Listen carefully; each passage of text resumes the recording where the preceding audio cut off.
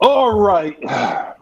It's Sunday. You know what that means. It's your boy Magnus with the Regulators. We in here. We gonna talk about normally I say like you can't be cursing on here, but I'm going to curse 15 seconds into the show. Desmond Ridder, we will be talking about him, and we will be talking about the media's trying to act like we're puppets by having their hand up our ass and trying to get us to fight against each other. ESPN, we on to you. Fox Sports 1, we on to you. CBS Sports, we on to you. We need to galvanize. We all want to win, but guess what? Just because your quarterback ain't black enough, maybe you need to change and get a different team.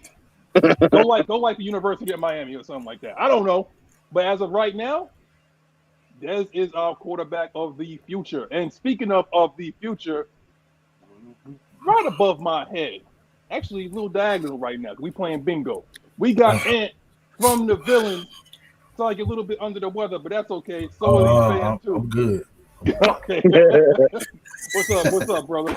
Hey, what's going on? You already know. We're going to keep it 100.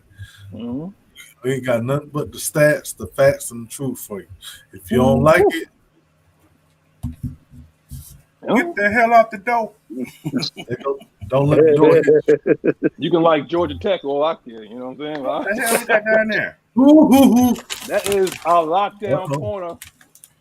That's our lockdown corner about to come in here. But to my immediate left, for people that suffer from PTSD, possibly people that have been watching the Final Four, maybe not, or maybe you're just tired of all the speculation and things that's been going on throughout the week. Maybe you're tired of us supporting Desmond Ridder. But if you are suffering from PTSD, you got the guy right next to me right there. Go ahead, man. Let him know. We see you. Good morning. We see you. Let's talk about it. Oh, and yeah. Yeah.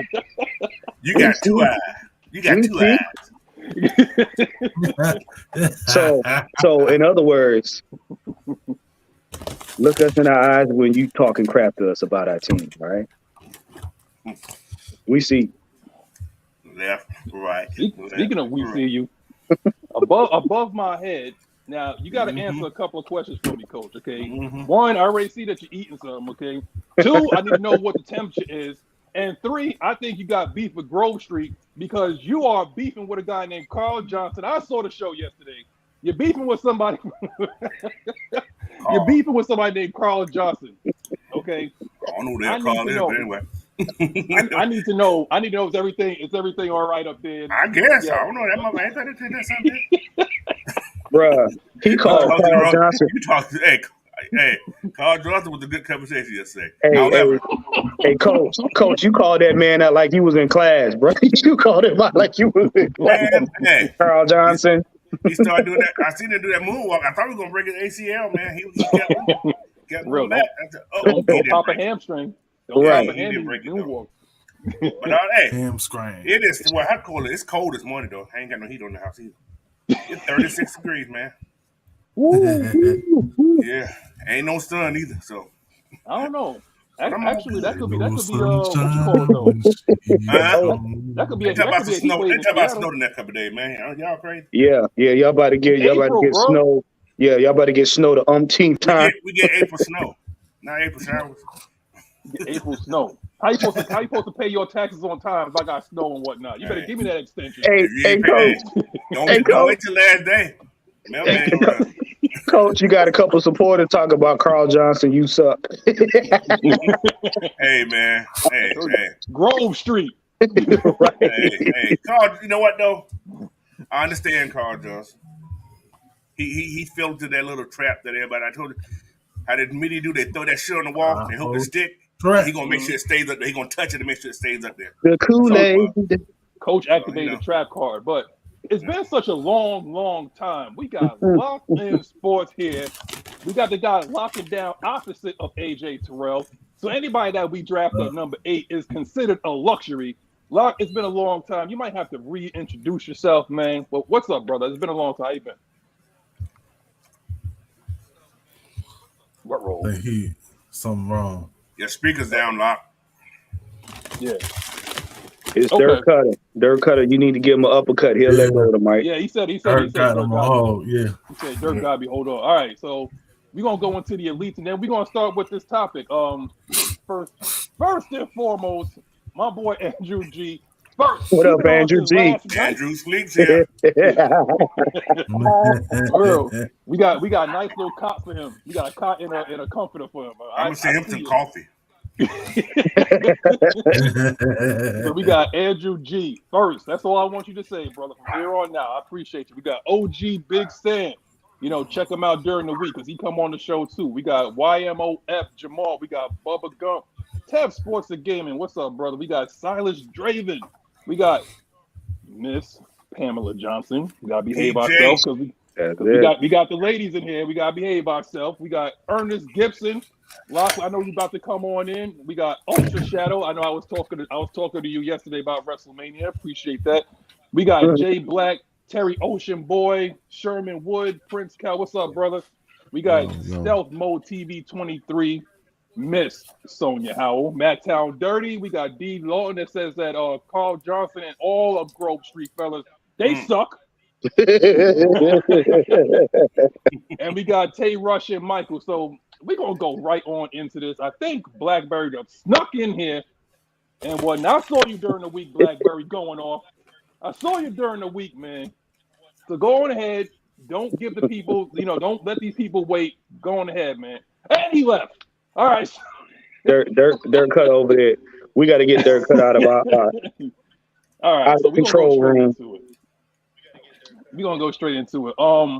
First of all, Loch, are you there? Oh, man. Dirk got him again. I'm telling you. He ain't been on so long. He don't lock himself out somewhere. In action. That's what happens, man. You got knock the rust off of the internet too, man. Yeah, right.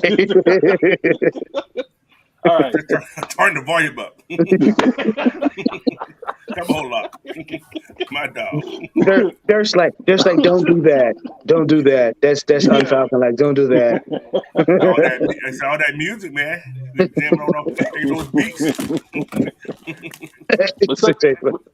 Who's drinking shit early this morning? Hold up. What's up? Oh yeah, that's that clear stuff. I see what you did there. It's not. That's not gin. That could be vodka. There you go. Bottom boy Phelps talk about tequila. It's bottomless. It's brunch time. Going bottomless. Tequila. That was me Friday. Me and the wife went out to a Mexican restaurant and had one margarita. That fucking fucked me up. One. Came home, sat down. Boy, they gave you the whole bottle. They gave you the works. Hey, coach. But it went down smooth, though. I didn't taste it until I got home. That's the problem. See, they give you that big Texan-sized glass, and they pour the whole bottle in there. And you thinking it's a cap full. It was a 20-ounce glass. Damn. He didn't get a margarita. It was that big, man. It was that big. Oh, yeah. See, they set y'all up. They just poured the whole bottle in. I was like, okay, that just tastes like Kool-Aid. I bet you got home, sat on that sofa. I saw the TV. TV saw me. The wife said, "You were gone." I said, "Yep, I was gone." Hey, coach, look. I'm fresh off of edible yesterday. I'm feeling good. I'm feeling good. Yeah, man. Yeah, it is. As long as it's legal. You said the bus is flying. Look, man. Look, y'all got to understand. For all you parents out there, they got kids that's on spring break. Half of y'all right now cracking a beer. Y'all up under the table. Yo, you ain't got to take them kids to school. Yo, mine, bro.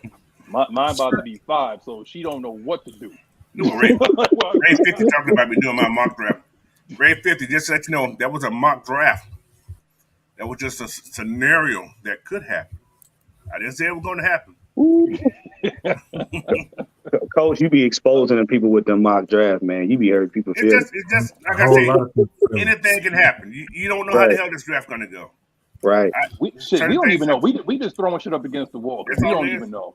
We're trying to make it stick too. Yeah. Yeah. But Make it make sense. Well, we but the damn it, last we couple, trying. I do a draft like every day, maybe 2 or 3 a day, right? Mm-hmm. And the last couple of times, Jalen's just been sitting there. At what? What number? At 8, he's there. At 8. But do we take him? That's what I'm saying. That's where it starts. You start to doubt yourself a bit, you know. That's a good problem to have, man. That's a good problem to have. But I'm gonna talk to you. I'm gonna talk to you about that, Coach. Just remind me of a scenario that I saw. Just remind me. But Blackberry, are you there, or did Coach get you too? He said Verizon won't let him be great. He said, give me a minute. All right, look. So we won't get into the topic right now because we're already 10 minutes in. We didn't even start yet. But apparently, if you're not pissed off from what you've seen in the media this week, then I don't know. Maybe you don't bleed red and black, but apparently there's some sort of narrative that's going on that we're now like the laughing stocks of the National Football League. Why? We don't want to win, apparently, because like one man can make a difference. One man can change a team. One man can change a culture, and damn everything else. I guess like we don't need offensive line. We don't need Caleb McGarry. We don't need Calais Campbell. We don't need Eddie Goldman. We don't need Caden Ellis. We don't need none of those guys. We just We don't need one to fill out a motherfucker. team. We just need one.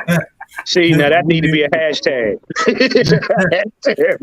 We need him downstairs. That's all. Him downstairs, right? Man. That's that pit in that grill. People think that Lamar Jackson is Moses, that he gonna free all of us, walk us across the desert and split water. That's exactly what they think that Lamar Jackson is going to do. Holding a football. Holding a football. He gonna be holding the football. I said, but honestly, it's like what I really feel, and I'm gonna give this to you, Juan, right after this, man. But it really surprised me with Shannon Sharp, if you're not familiar. You know, Joey Taylor usually don't even say nothing about Atlanta, so it's like you really all right, but but Shannon Sharp actually lives in Georgia. So I think the whole thing started at around that Julio thing, and then it just Georgia. He is born and raised. From Georgia. Born and raised. And that doesn't necessarily mean that you have to like the team, but don't think that just because that we don't fit the narrative that you want doesn't necessarily mean that we want to win. I will touch on that. I got my notes right here. I'm gonna touch on that later. But Juan, I know you talked about this throughout the week, but for those that didn't see, you could, repeat what you said. Now be careful now. This Pamela Johnson and Sonya Howard here. No. See, because I've already had my rant, but we're gonna break it down. Right. Pretty much. That's why I said we see you. Yeah. After today, Aunt Sonya. Right. After today. We not addressing this no more. We not explaining it. We not trying to get you to see the light. Should you choose to stay in the dark with him downstairs and y'all want to have cookies and pop thongs together, knock yourself out. Yeah, because we had some people wearing them thongs with pride. So yeah, we see you, but it's funny because all we doing right now is collecting receipts. Because like I reminded everybody, she had the same smoke for the Philadelphia Eagles and Jalen Hurts. Go back, look at it. I think she said it in June of 2022. It's on the show. You can find it. Because somebody posted it already. It's resurfaced. Yeah. It's resurfaced. Yeah. She said the same thing, and you see where they were at. You see they ended up in the Super Bowl. Yeah. With that being said, fix a damn sandwich. That's what she need to do. Fix me a fucking sandwich. So, Uncle his name is not Uncle Shay Shay anymore. His Uncle don't talk no more. Okay? Don't talk no more. Because what you need to do, sir, all right, you need to go take care of your Broncos team with that quarterback that don't know what he's supposed to do. You need to take care of that. Falcons, we good over here. We don't need your help. We don't need your opinion. You know what I'm saying? We need you to get a tailor that's going to get you a coat that's going to fit, sir. So we're not worried about that.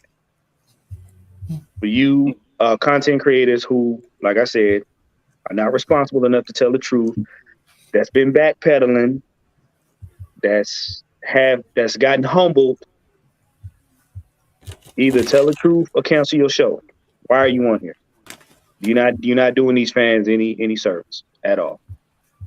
And for you Twitter GMs, you don't get paid to think. I say it again, and I stand on it. Y'all don't get paid to think. If it wasn't for us and maybe one or two other shows, y'all would have a Kool-Aid parade. Point blank period. So I mean, say what you're gonna say, but keep that same energy at the end of the season. Don't turn around talking about, oh, I was rooting for him. That's my quarterback. I knew he could do it. No one hear that.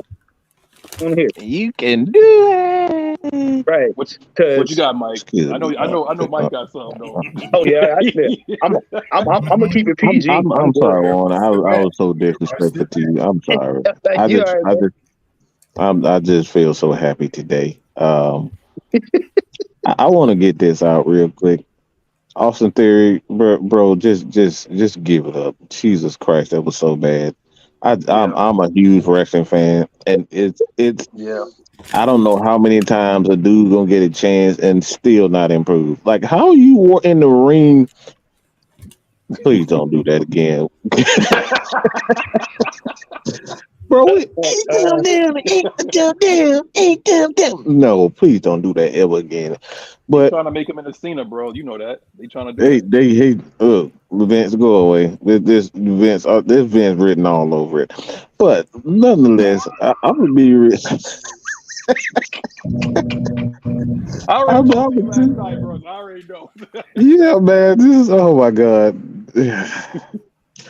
But let me say this, man. Warren, kind of repeat what Warren kind of stated, man. I think, it's the national media, that's the most disappointing factor in all of this. You get paid lots of money and you pay people lots of money to do research for you. If I can have a research team, what's your excuse? And that's why I tell her to go sit and fucking make me a sandwich, because she ain't doing what she need to be doing as a professional to get the information right. So sit down and make me a damn sandwich. If you're not going to do your job the proper way, do that. Yeah. I mean, cause she deserves all the disrespect, because she's an absolute disgrace to women like Maggie. You know what I'm saying? That go out of their way. You know what I'm saying? To absolutely be appreciated, and you using your fucking looks as an escape. That's what she doing. I don't give a fuck about her being whatever the hell she is. She's very unattractive to me. I don't see why people even I look. Soon as she open her mouth, I get disgusted. You know what I'm saying? Just like, it's just pure ignorance. And like I said, she's an absolute disgrace. And I hope she hears this. So somebody record this, tag her in there and say, I said it, all right? Because she deserves it. There's so many women out here that work hard to be appreciated in the world of sports. You know what I'm saying? One of my favorite basketball players, and I know a lot of NBA players, when you talk about announcers, one of the greatest women announcers, Magnus. What am I about to say? You know just go ahead and say it, bro. Go ahead. No, you know her name. I love her, man, because she's so intelligent. She knows the basketball game, and she doesn't get a lot of respect that she's due. But like I said, man, like, there's so many women out here that have an opportunity and they don't get an opportunity to be heard. And then you got this Molly Crim and Joy Taylor just saying the most ignorant stuff. It's sad. It's sad. And the bad part about it, Mike, is your brother played the game, so you have no excuse. No excuse. You were put in a position and a platform where you got what we call insider information. Your brother plays the sport. He can give you the rundowns on it. He can give you what you got to do and this, that, and the other. This is the problem. You know what I'm saying? You're doing a disservice to your fans. You're doing a disservice to your counterparts in the industry because they already don't get the respect, and most people don't think that you know what I'm saying, that they know a lot about football. So what you're doing is you're digging a hole deeper for those that are actually doing the work. You got like the Tory McElhaney's out here and stuff like that actually sit down, talk with the players, learn the game, learn the aspects of it, and actually give the players a fair assessment based off of information and not bias. You said the same thing, like I keep saying, you said the same thing about Jalen Hurts and a Philly team. Did you do any homework on them, or did you just follow the narrative that your daddy gave? And I'm talking about your daddy, the media. Did he give you the script? Because if you read the room, your co-hosts were like, "We gonna let you fall on this sword," because they already knew. Acho was laughing too. They were laughing, but let me tell you something. There's a laugh. It was a painful laugh. It was painful laugh. It was like she didn't even know what she was talking about. It was a painful. Oh my God, she don't even know what she's talking about. Type of laugh. Here we go again. And I was talking about Doris Burke for y'all NBA. It's like you really need to pay. Yeah. Doris Burke is one of the greatest announcers and most intelligent basketball minds to ever do it. I love her breakdowns. So just really pick and give her the proper respect. Because like I said, man, so many women out here that know the game and they don't get the opportunity. And for Joy Taylor to just how do you not even know the team's quarterback? She really had no clue who our quarterbacks were, but had the nerve to speak on something. Because she listened to everybody else and what they say. And I'm sorry to say that she comes from the Colin Cowherd side of things. Well, let me put it like this, because we got our boy that came in first time in a long time. My man got the same damn hat as me. I see you, Loch. I see what you're doing, Loch. I see what you got the same damn hat as me. Your hat game. I got to step my hat game up, man. Stay on it. You stay on it, boy. Every time I turn around, I got a new lid. No, this is my new ski right here. Oh, this is the throwback? No, this right here. Oh. Got a Spider-Man joint? Okay. Yeah, bro. All right, go ahead and reintroduce yourself, because I know work had your ass for a minute. But oh, bro, they had me locked up. They wouldn't let me out, bro. So welcome back, man. The Loch Ness is back, man. Loch is back. Loch Ness Sports is back, man. I'm glad to be here, man. I'm returning because finally I'm able to. So I mean, I seen there was a lot we was talking about, and one of the things I think that is a disgrace to our team, like we just mentioned, is the media. Even after these free agency moves, we're not getting any love. Like, it's crazy. And I'm looking at, like, even all the big signings we have, all the pieces addressing all the issues that we have and filling those gaps. What's the problem? But like you mentioned before, they don't like our team, and they keep throwing up a 28-3 from ages ago. That doesn't even matter. I don't understand, but hey, we back in here, man. Let's get to it. Listen, I mean, I don't know how she could sit there and talk about that when her famed Miami Dolphins went 1-15 on a few times. Like, we ain't never been that bad, okay? Right? But you know what I'm saying. But let me go to coach, because, like I said, at first the Calais Campbell looked good, and then all of a sudden my man is washed, according to the media, because he came down here. This is what they're saying. It's like, now he's washed. Now, I posted with y'all about, like, how he breaks down, like stacking the quarterback and stacking people up at 6'8". Oh my God. My man tall is 6'8". Okay. What is about to happen with Grady? Grady is probably jumping for joy right now. And I know he don't smile much, but I'm sure Grady Jarrett right now is smiling, because Calais Campbell can not only set up his own moves to go get the quarterback, but what he does is, like, he sets other people up. He don't mind taking two and let Grady probably stunt behind him and go get the quarterback. Grady fast. He only need about that much space. Right. He can get skinny. But coach, again, like I said, the media is laughing at us. They think shit is funny. What do you feel about that, man? Oh, coach, your mic, coach, your mic. Can you hear me now? Yeah, you good. Okay, You good. all right. You good. Can't hear me now. This is my take. This whole thing. Where most of this comments came from? What station? All Fox, right? Mm-hmm. Fox is known for their what? Antics of all Hot this take. propaganda, hot take propaganda, a Mhm. lot. Mm-hmm. If you notice, you don't hear that from the ESPN side. Notice Right. that it's all from Fox. It's all from Fox. Rupert Murdoch's.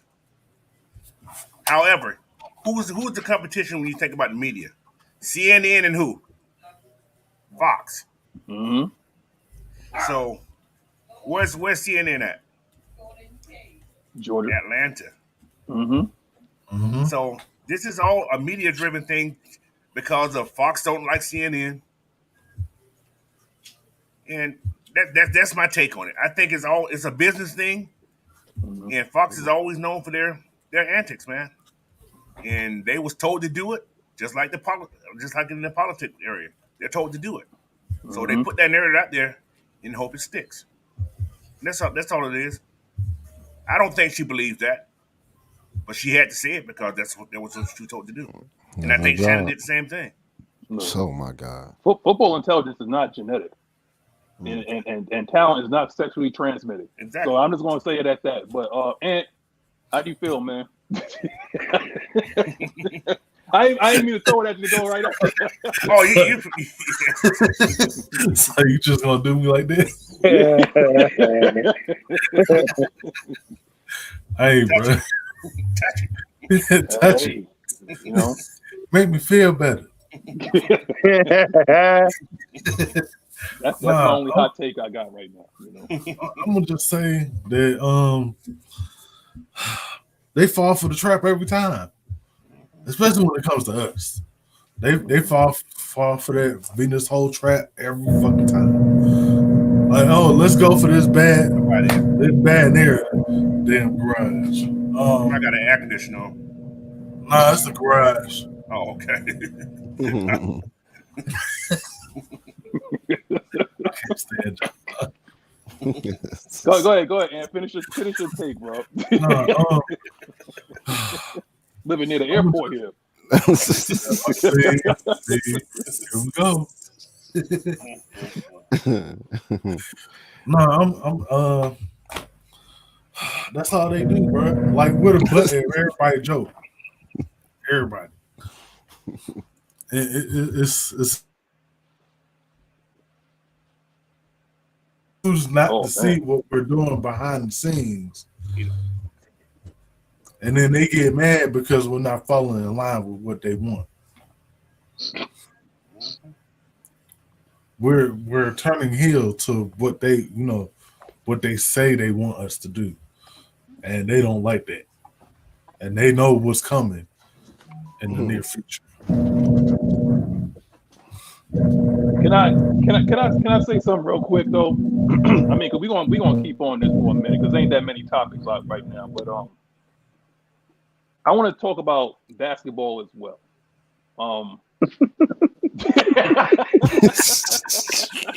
Nico was so stupid. Oh God! I knew he was. I knew. Nico I know he warmed up. He warmed up. All right, be coming. Keep on. Put you on my list.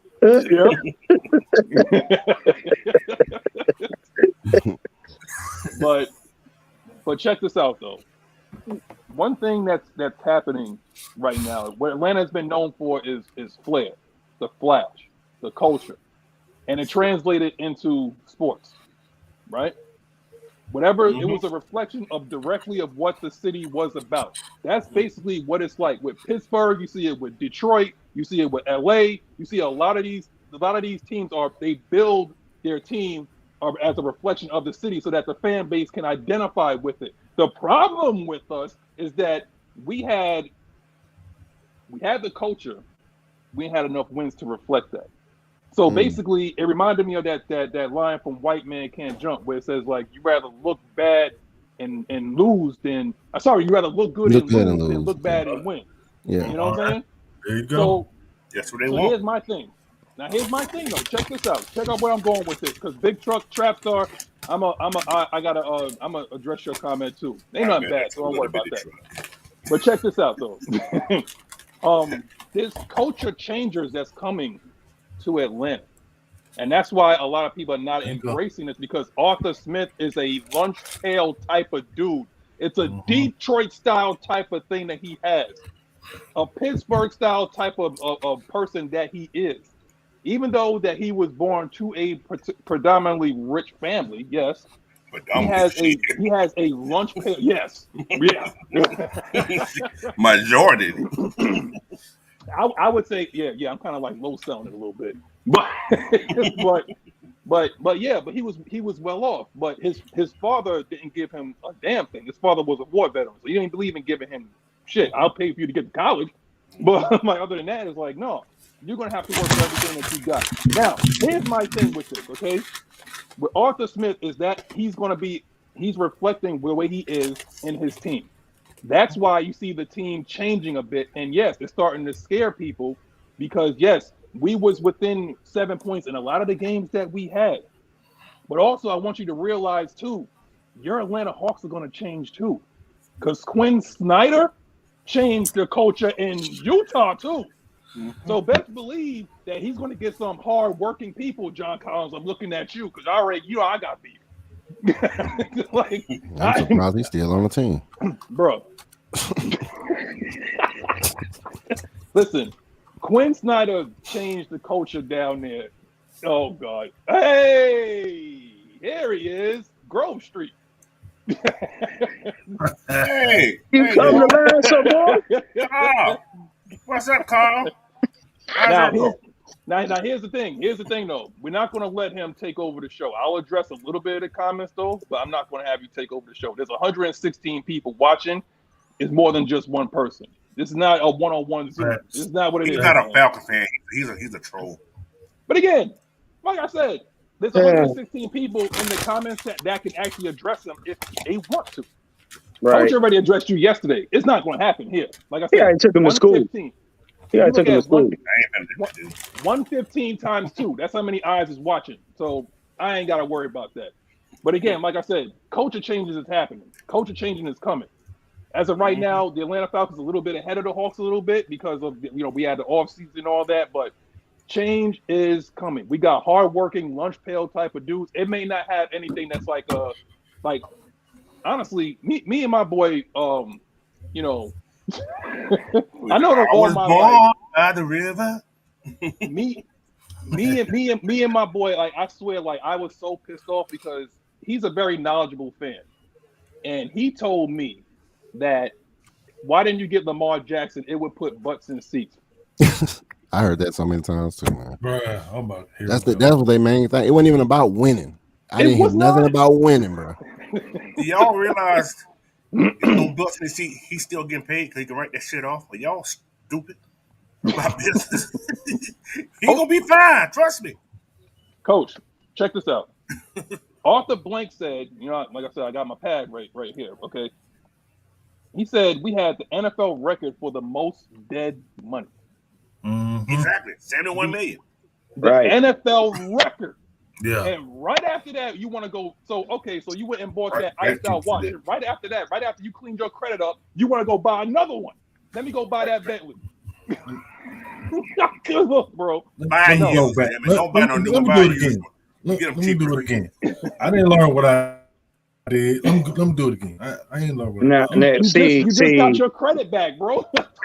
That's like asking your neighbor how your car look after you done paid it off and you're gonna go buy a higher price car just to please them. Guess what? They not paying for it. So what you buying one for? Just so they can say, ooh, you got another car? Mm-hmm. They ain't gonna be saying, ooh, look at that car payment. Ooh, look at that insurance. You know what somebody told me about that? Somebody told me when people buy these fancy cars, you don't see the car, you just sit in it. So you're actually buying it for other people to look at you. Right. And if you buy a Bentley, you better have a lot of money for gas because that mother don't get 14 gallons. No, it don't. That's why they drive. That's why you think they drive them slow. They don't. You get 12 miles a gallon, bro. You ain't getting a lot of no Bentley. Right. That's why they call it a house on wheels. But Ain't living in You that. gotta live in it. It got curtains on it. You got to live in it. Why you think? Wait. Let me see. Why you think they drive slow? That's the only car in traffic that will drive excessively slow. Then you got to put gas in before you get to the end of the corner. Right. You start it up, you got to put gas in it. Mm. You park. Okay. Hold on. All right. So, Oh, Big Truck Track Star, I appreciate you tuning in. And if you subscribe, appreciate that too. But check this out. ATL was top 5, if not top 10 in attendance last year. And that was with Marcus Mariota. So it's a vibe right now down there. hated it. I'm gonna go ahead. I'm gonna go ahead and say something to this right quick, since I'm part of the Dirty Birds Nest. Yeah. What y'all, I don't know if y'all knew, but so most people didn't know. We got stats at the end of the nest in a party with in the Mercedes Benz I was in. They said we was number 1 in fan participation and crowd, like the crowd aura and how we be swag surfing, the energy and all that stuff. We was number 1. We was like top, like you said, top 5. We was like number 1 on a lot of things because we bring the energy. Yeah. We bring the energy. ATL always been, the South always been about that crunk stuff. So we still on that crunking in the Mercedes-Benz Stadium, although we do see a lot of red seats. But it's just because some people just aren't really. Yeah, people aren't. Yeah, people aren't really fans like that. If we was winning there, it'll be a different aura, and there'll be a whole bunch of bandwagon. But yeah, our attendance does need to get up. But we was like number 1 as far as it, and this is NFL standards. They rank every 32 teams based off of NFL standards. They have standards they have, and we met first place on a lot of those standards. So people just want to say that's the filling the stadiums. That's just what they want to say. That has nothing to do with winning the games. No, it doesn't. It doesn't. No. I understand the stadium. The noise can help certain things out, but the team still got to play. You can't go out there with shit. I mean, can't go out there with Lamar Jackson and no other team. Yeah, Lamar Jackson and 2 other quarterbacks playing back up. That bottom line talking number like owners and analytics and team presidents, like that's what they care about in terms of the money that we're bringing in and the attendance that we have. I'm gonna tell you right now, Loch just hit it the nail on the head. And everybody on this panel have been to Atlanta Falcons game. Okay, honestly, I'm the only one that haven't been to a home game. But I can tell you right now, I'm from New York City. They showed out. ATL was in the house up in New York. They traveled. That bird lady was up there. She goes to every game, dude. I got pictures with the lady. Yeah, in Seattle. Coach, I kid you not. There was a sea of red all over MetLife Stadium. We was out there. So don't tell me that, Atlanta, they don't travel. We travel too. And that was during the Eli Manning retirement ceremony. So you already know that Giants fans coming to see that. We didn't care because we showed out too. With our aging quarterback that you don't like, with Matt Ryan and our number 4 pick, Kyle Pitts. That's what we did. Can I say something? Can we just say what the elephant is in the room? And we're gonna piss off. I'm gonna piss off a lot of y'all this afternoon. So chicken shit Hockenberry people. That's all. Yeah, there you go. When we decided in free agency, okay. No, I'll go back further than that. When we won that game against Brady and almost got into the playoffs, after y'all coined us 2-15, y'all begin to take notice. Because it was like, oh shit, them Falcons could get into the postseason. How is this possible? How are they number 1 and they're tied with Brady and the Bucks for this long? And nobody could figure it out with the whole division under 500. How was it that they're hanging on? Panthers, New Orleans, all of y'all was like, how dare they be up there, right? Okay, yeah, it fell apart at the end of the season. Well, we know that. But the minute we started picking up defensive players, in free agency, and we started re-signing people in free agency that actually gelled well together, that quarterback carousel started to get smaller and smaller and smaller. And this Calais Campbell signing was like that slap to the back of the head. Basically, we told NFL and we told everybody else, fuck what y'all think about who we gonna get. We're building a team. We're building a team. We ain't worried about nothing that y'all talking about. So now, instead of you saying, okay, well, they gonna be a force to be reckoned with. Oh, they're not trying to win. Keep that same energy. Check this out, Juan. You a guy of a certain age, right, Juan? Mm-hmm. Yeah. Yep. You remember that? Do you? Let's check this out. I'm gonna hit Juan with something right now. Y'all follow me with this. Juan. Yo. This goes by what Blackberry said. Why do I give an F about the crowd if I'm a fan? Oh, I'm concerned with winning. Juan, in the Field of Dreams, what is the most famous line out of that movie, The Field of Dreams? If you build it, what? They will come. They will come. That's it. But see, what y'all not saying, and we're gonna say it for you, y'all scared. That's all. And I know you got some of you out here that still popping Lamar's thong strap. So I'm gonna spell it out in layman's terms for you. Y'all do not want to be that team that gets beat or mauled by the Falcons. Why? Because in your mind, y'all have already slated us for 7-10 this season so that Arthur Smith and them can be on the hot seat. That's the narrative. Yeah. We're saying fuck that. Falcons are saying fuck that. And y'all don't like it. And you should be scared. I really think they're scared of the coach myself. Well, but see, no, they're scared of the culture change. The culture change. Yeah, they're scared of the culture change because guess what? With all this foolishness right now, y'all ain't talking about Baltimore and culture. With all this foolishness we got with all these teams dumping quarterbacks and stuff, you ain't going to Carolina talking about culture. You ain't going to the Saints talking about culture. You're not going to Tampa Bay talking about culture. They got to sell cannonballs to get picks. But the question I asked yesterday, why nobody ain't on Baltimore's ass about not signing Lamar? That's what I'm saying. They nobody saying nothing about that. That part, coach. They ain't nobody saying nothing about that. Why? Truck stop man, Carl Johnson. Why? Yeah. See, Baltimore has been known for one thing, and that's been like culture. But here's the thing: this is the same team that let Ed Reed go. Yeah. Yep. They said this is what we're going to pay you. If you can get better, go out and get it. And he went to the Jets. Now, Now, if you pay attention, go back 2 drafts before we got London, before we got Pitts. Okay. Every time around draft time, they don't care nothing about no other team but the Falcons and who we're picking.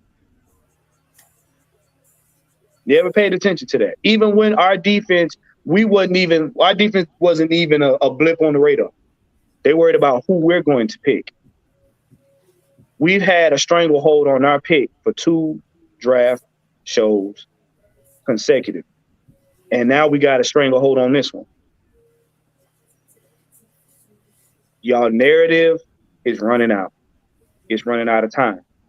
The excuses that y'all make for why we not winning, they running out. And that's the reason why y'all focus so hard, harder than you ever have been for this draft class. Why? Because we got a quarterback we're comfortable with. We got a backup quarterback that actually confirmed he's going to be a backup quarterback. We got coaches, good coaches, great coaches that are going to do their job. And if you pay attention to how this team is structured, you got an offensive lineman and head coach. That's on the offensive side of the ball. You got a defensive guru and a star player / coach on the defensive side of the ball.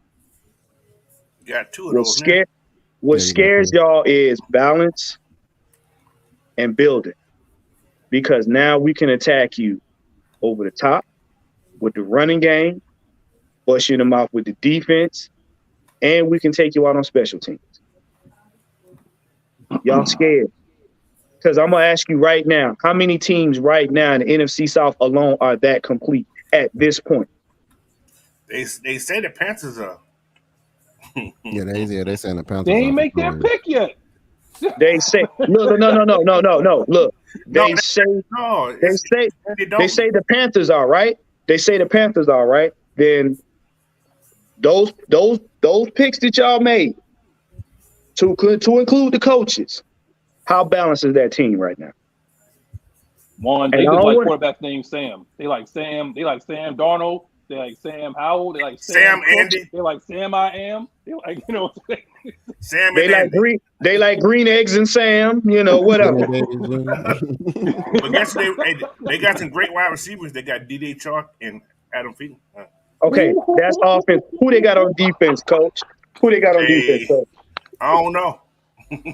They still got. Who are they coaches, coach? Who are they coaches? I know their head coach. That's all I know. Who's the head coach? Frank Wright. That's all I know. Okay. See, this is what I'm talking about. Blackbeard. Look, and we ain't even gonna talk about this game. Y'all talking about y'all got a Cinderella team, and I'm trying to figure out what part of the fantasy is y'all on. Well, you know, Cinderella went back to a bum at 12 o'clock. Pretty much. Remember, pretty much. She only had that dress for a couple hours now. And I'm gonna be real. Who worried about Tampa? And I'm gonna be real. Who worried about Tampa Bay? Y'all still trying to figure out. Y'all still trying to get Brady's number off his locker. Blackbird, are you back, man? Because you in here trolling. Him and Dirk Cutter in there. They duking it out, boy. Right. 15 round bout. There you go, scrapping. Blackberry, put Dirk Cutter in the headlock and come on, man. You said they But again, you had something, Lock? You have something to say? Yeah. So what I'm trying to understand is, help me understand this, is they talk about how we didn't have a defense. We addressed the needs of the defense. We got Grady help. Plus we got, the coaches to back them. Then we still have our draft capital still.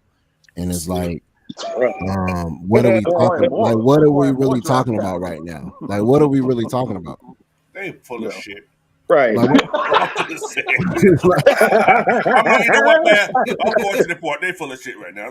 So I'm tired of addressing this stuff because I had enough yesterday. You had class, coach. Coach took him to school yesterday. I saw it. Check this out, like Ant. Check this out, Ant. Mm-hmm. For the longest, when Matt Ryan started to age, right? The narrative was we need to draft an heir apparent, correct? Yeah. Now, who? They say a black apparent. Zach Wilson or Trey Lance? Because both of those guys cannot see the field right now. So exactly who you would have drafted at that point? Because Zach Wilson can't play. He can't even throw a flat. He can't even throw a screen pass. I seen it. Hit your mama. He can hit your mama. Look, if you're a desperate housewife, Zach Wilson is your man. Okay. Hey, girl, I'm a quarterback.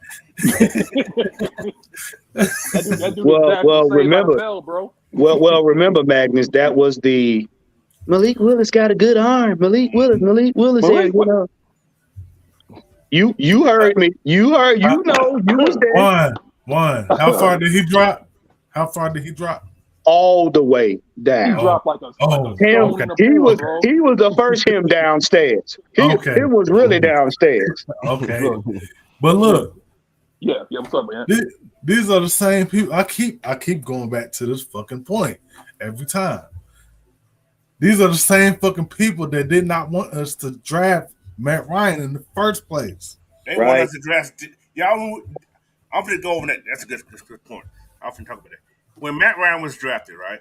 Glenn Dorsey. Y'all know who was drafted in the same class? Glenn Dorsey. Talk to him. Brady? No. Joe Flacco. To him, coach. But they didn't want Joe Flacco though. You know who they wanted? Who? Brian Brown. Y'all remember that? Coach? Thank you, coach. Exactly. That's who they wanted. Seriously? Thank you, coach. Kid from Louisville. He had all those big numbers. Yes. They didn't want Matt Ryan. Nope. Sure didn't. They wanted Brian Brown. Look, and they got mad when he threw that touchdown pass too. Joe. They got mad. Like he wasn't supposed to throw that. I said these motherfuckers don't know. I'm mad. They don't know. They don't know Yo, you know what? You know what, Labario? You are absolutely right, man. And that's what I'm trying to get at right now. I wouldn't worry about disrespecting no team because, bro, we've been disrespected for years. There it is right there. That's Yeah. right. There it is right there. Why should we? Why at this point it's like, why should we care whether or not we're being like slurped by the national media? Because no matter what, they're going to find a narrative. Because again, just like I said, at one point, because guess what?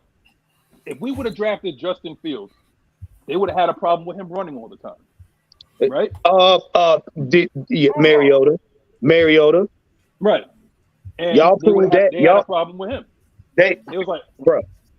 No matter what you do, we want a one quarterback. So wait. So here's why y'all have already exposed yourselves anyway. When Matt Ryan was here, we needed a mobile quarterback. Marcus Mariota was here, we need a throwing quarterback. Now you got both. Oh, he doesn't exist. He ain't dark enough. No, he don't. There you go. It's not strong. That man just light skin back in down. That big. That's why they don't like Trey either. They don't like Trey either. Oh, they hate Trey. Trey got that baby hair though. They like, look.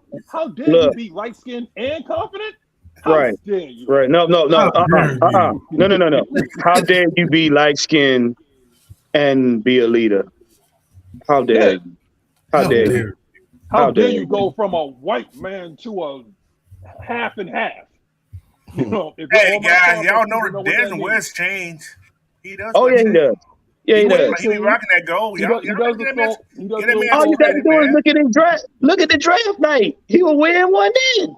Oh yeah, that thing was No. Blackberry. That what Desmond Ridder is what we consider khaki. He's khaki. Desmond Ridder is Maggie. Desmond Ridder is Maggie. Just like khaki color. You said khaki? Khaki. I've heard the color, but never heard nobody call. Man, you so khaki. What the hell? Hashtag khaki. Yo, use that one, right, man. If you saw the draft, did you see the size of your Desmond Ridder's chain? The emblem was humongous, wasn't it? Look.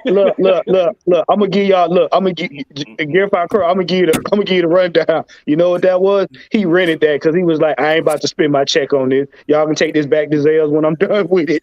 Yeah. I just need it for draft night. All right, y'all can have this back. I didn't go high enough. I gotta pay them. It was so long, damn it.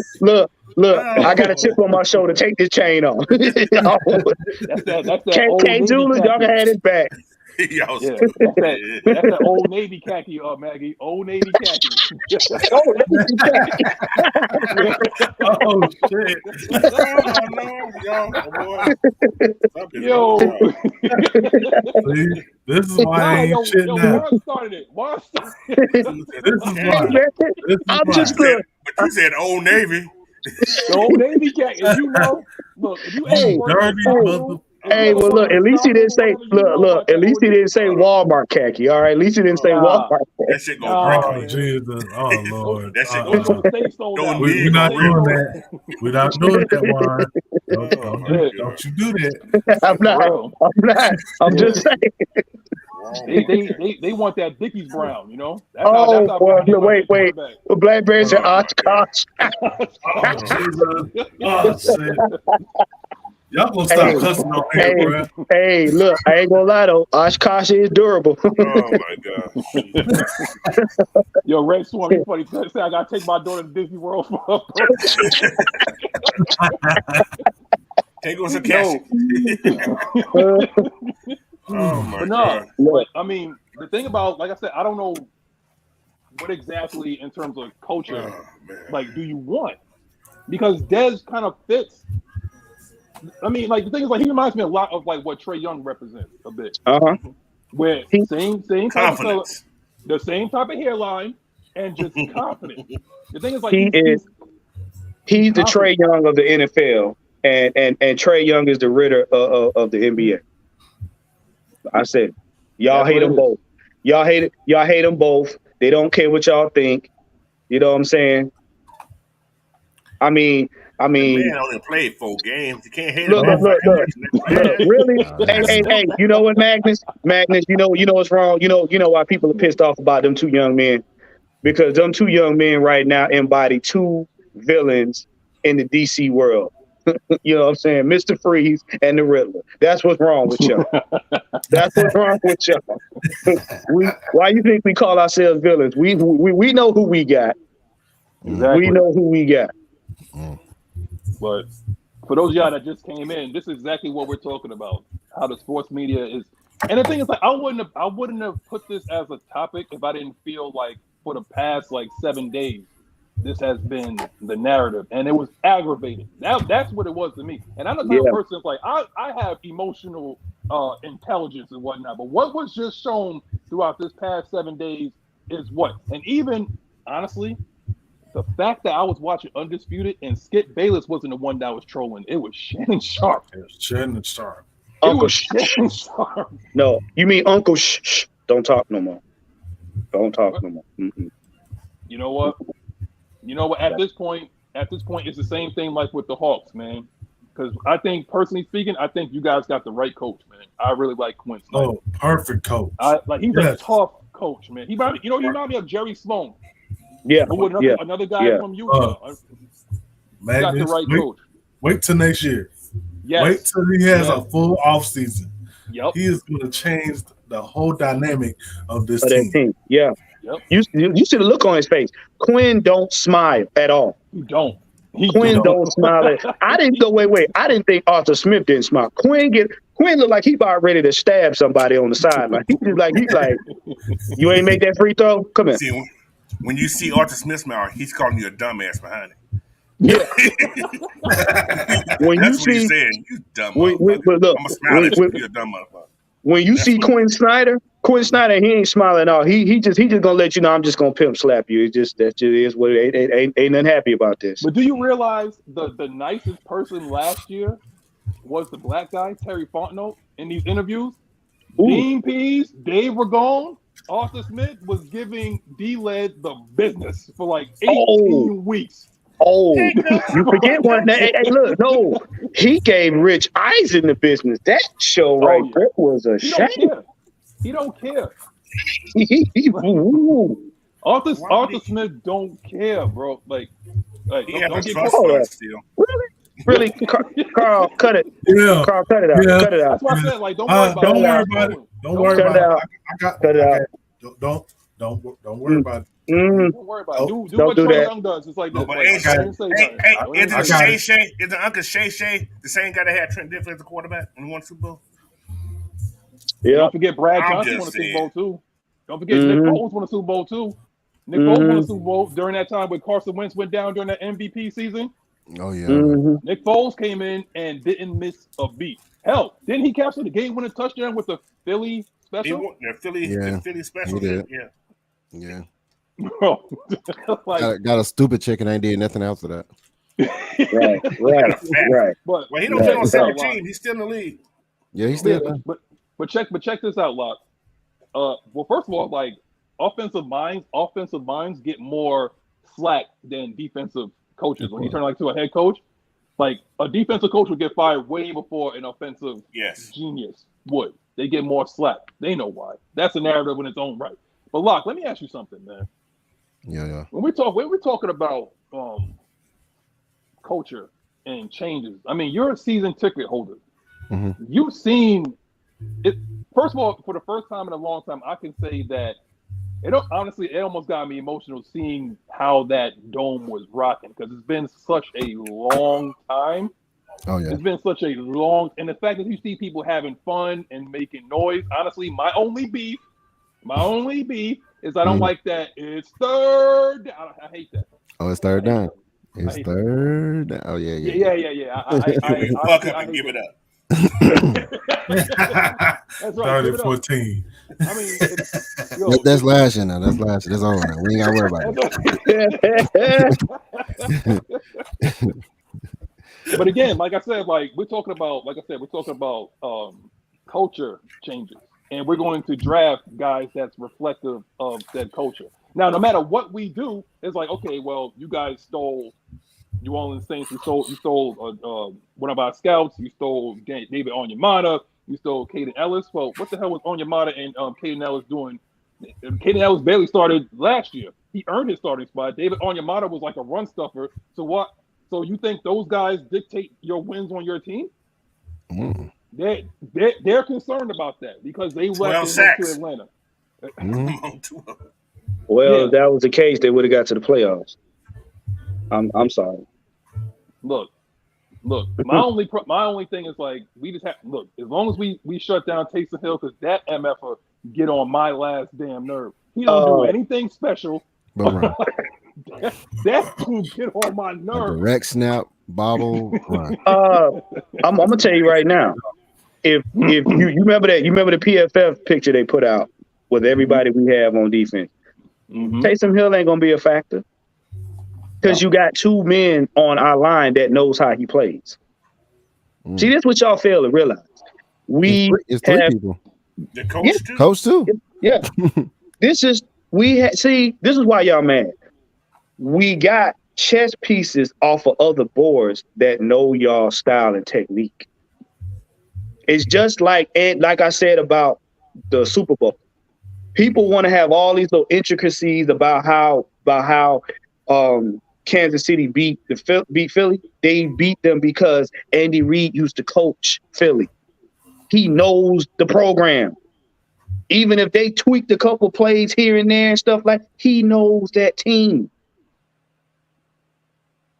So you got coaches on our team that know that team. It ain't too much you're going to be able to pull that we don't already know. Atlanta and the Saints already know each other as it is, but now we got insider information. We got y'all coach that gave y'all defense a boost. Now he's giving our team a complete boost. We was already running over y'all team as it was. Look at the first game. Bro, it's the story of the Trojan horse. Like, how do you take down like an empire? You present a gift, hide inside, wait till everybody go to sleep, and leave no survivors. And burn it to the ground. Yeah, burn it to the ground. Basically, we set fire, standing up there, looking at you in your face, like, yeah, we did it. You can't stop it. Have a good day. But here's the issue with this coach. These guys that they're signing, and Arthur Smith actually said this. I had to do like a lot of digging yesterday because there really wasn't much out there. Everything is more so like we're gearing up for for the draft and all that. But Arthur Smith said this, and this is why I said we may not even need another running back. Because Arthur Smith said that with Jonnu Smith, he's familiar. And I'm familiar with him. I'll line him up at tight end. I'll line him up at receiver. I'll line him up at running back. I'll put him anywhere. Thank you. Are you telling me that he's one man shy of a quarterback that can play all positions? That's what you're saying to me? I He think made so, he made Ryan Tannehill relevant. He made a wide receiver that can throw. He saved his career. Arthur Smith, take a bow. Facts. Look, this is the same Tennessee Titans that almost beat the Kansas City Chiefs. They just had to run the ball more. They could have beaten those Kansas City Chiefs, but they decided to put the ball in Ryan Tannehill's hands. I believe Arthur Smith learned from that, and we're just going to bludgeon everybody. But that's not Arthur Smith's call. He had to go with old boy, the head coach. You got to follow him. Now here's my thing now. Now that he has a team that he knows, I turned a bunch of misfits and whatnot to a top 5 offensive line. What do you think Ryan Nielsen's going to do with those guys this year? Oh, and don't forget Jerry Gray, because Arthur Smith and earned under Jerry Gray. Jerry Gray made Rasul Douglas and Eric Stokes viable. Yeah, we ain't even talk about Jair. I'm just saying Eric Stokes and Rasul Rasul Douglas, he made him viable, bro. Mm-hmm. Everybody was talking about the no-fly zone in Green Bay. Mm-hmm. It's coaching. Coaching still It's matters. coaching. You got It's coaching. basically you just gave a coach disrespectful weapons that want to be here and be disrespectful right along with him. Do you know what kind of defense you're gonna face now? You guys got to think about the title that Jerry Gray has. He's the assistant head coach, right? Mm-hmm. And his title is defense. Mm-hmm. So Arthur Smith's going to run everything on the offensive side, and I guarantee Jerry Gray's going to run everything on the defensive side. So he's like the head coach for the defense. Of the defense, right? Yeah. Like Arthur's not going to do anything. It'll take a lot of the pressure off Arthur Smith because he trusts Jerry Gray because Jerry Gray gave him his first look. You know, he was like some type of defensive camera. Well, something over there on the side of Tennessee. So yeah, man, it's going to be probably a more controlled defense than we had last year. Yep. So yeah. I mean, this goes right into the next topic right here, Juan. I know you're getting ready to get into something right there, but which free agent acquisition are you most excited about? Am I most excited about? Yeah, I'm gonna say all of them. That's an Atlanta word. All of them. That one word. All of them. All of them.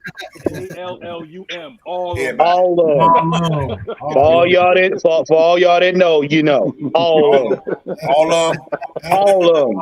All of them. All of them. Right. See, and for layman's terms, that's what that means. But that all of them.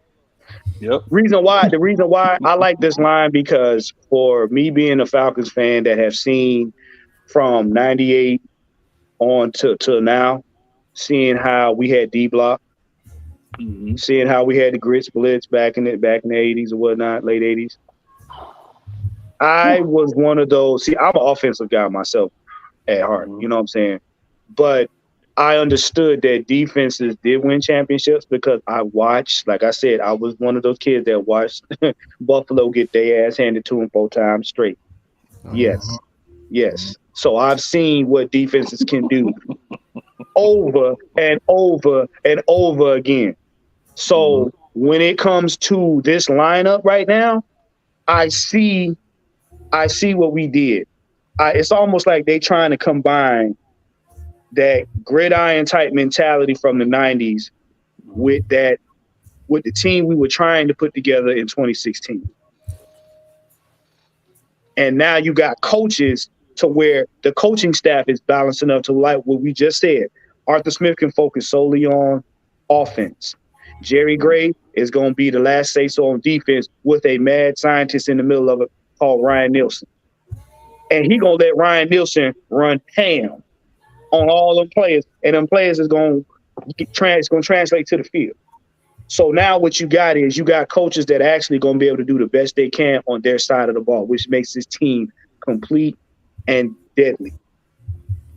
Because it ain't going to be offensively heavy, it ain't going to be defensively heavy. It's going to be even.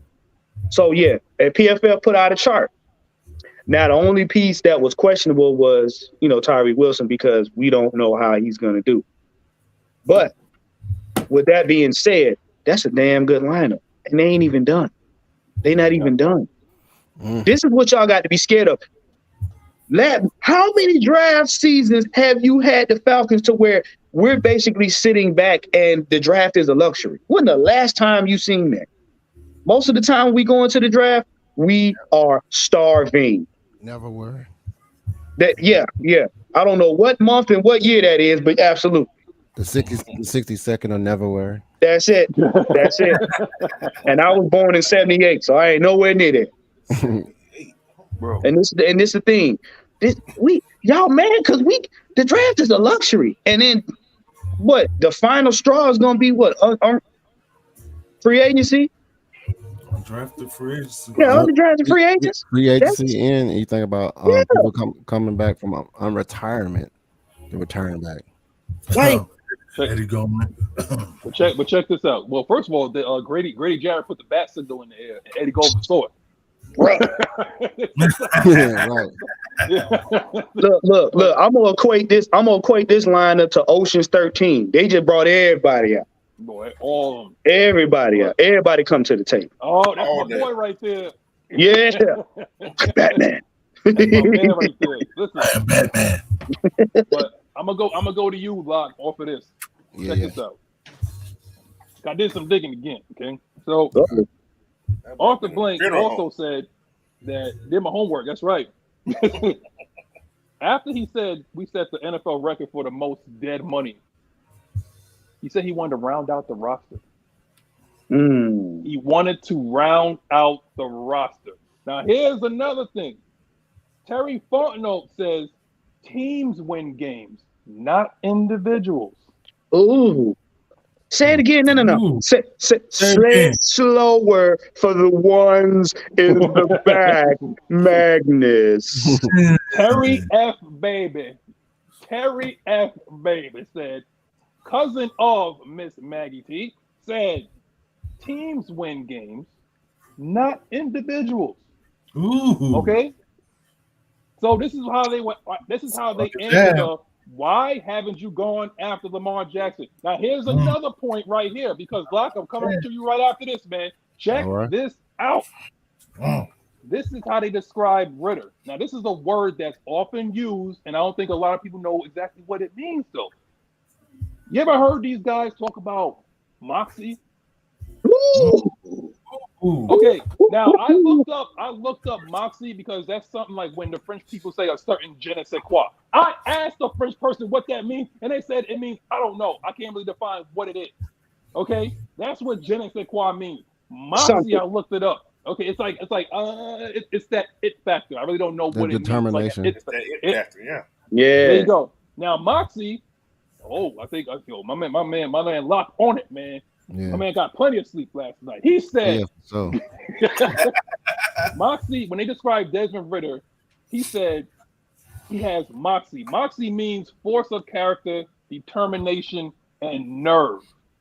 Listen to the first thing that he said, force of character. When we had Michael Vick, what was the problem with Michael Vick when he had like the dog thing, man? Force of character. It was about character. When we went after Deshaun Watson, what was the thing that was plaguing him? It was character. We got a guy here that has moxie, that has character. He is a leader. He's going to lead us into the next 10 to 12 years. He has moxie. If you don't know what that means now, I defined it for you, just in case you hear it from ESPN, Fox Sports, or whatever the hell else that you probably listen to. That's what it means. Magnus, did anybody pay attention? Did anybody pay attention to what Ridder said?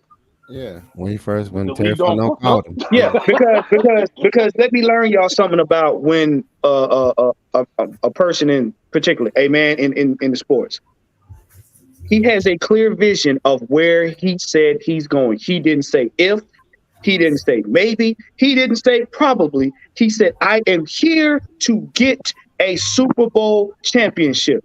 Ain't nothing in there stating that he's not coming. No, he said, I'm here to get a Super Bowl championship. That means that he gonna train, he gonna network, he gonna outwork, he gonna do whatever it takes to help this team get a Super Bowl championship. Now, one of them goofballs in his draft class said that. Why?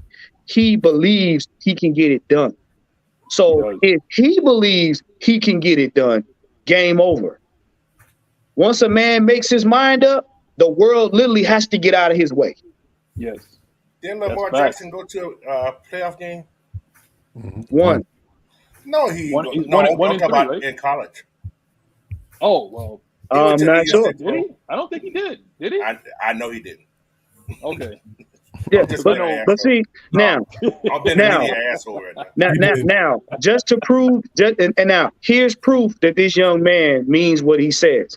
He turned a irrelevant school program back into relevancy by what? Winning. And for y'all football fans that say y'all know football, he gave Georgia Bulldogs the business. Yeah, he did. Sure did. He faced down. He faced down the defense and gave them the business. He gave it for 3 quarters. He did.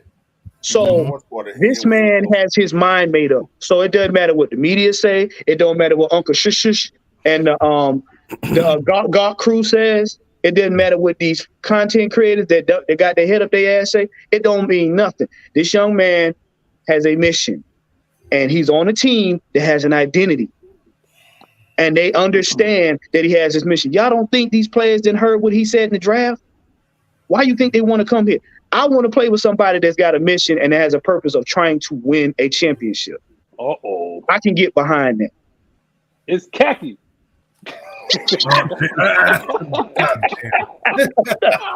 See, you see, she got the shirt color. She gonna have that pink slip back. Y'all knew better. We talk about us light skins without appearance for Maggie coming on defending herself. That's my new word. That ain't even right, man. All right, I'm gonna open the floor to Maggie. Yo, Loch, you next though, man. Go ahead. All right. No, I just want to get in on this free agency conversation though. To me, I feel like I'm definitely satisfied with who we picked so far. And the fact that these players are actually wanting to come to the Atlanta Falcons to play, and and it's not something they just made up, someone made them say, this is them. They're like, I look forward to working with Desmond. I look forward to working with this team. The fact that a lot of these players that are still on the team are still vouching to stay on the team, pay me, that's a good sign that people want to be here.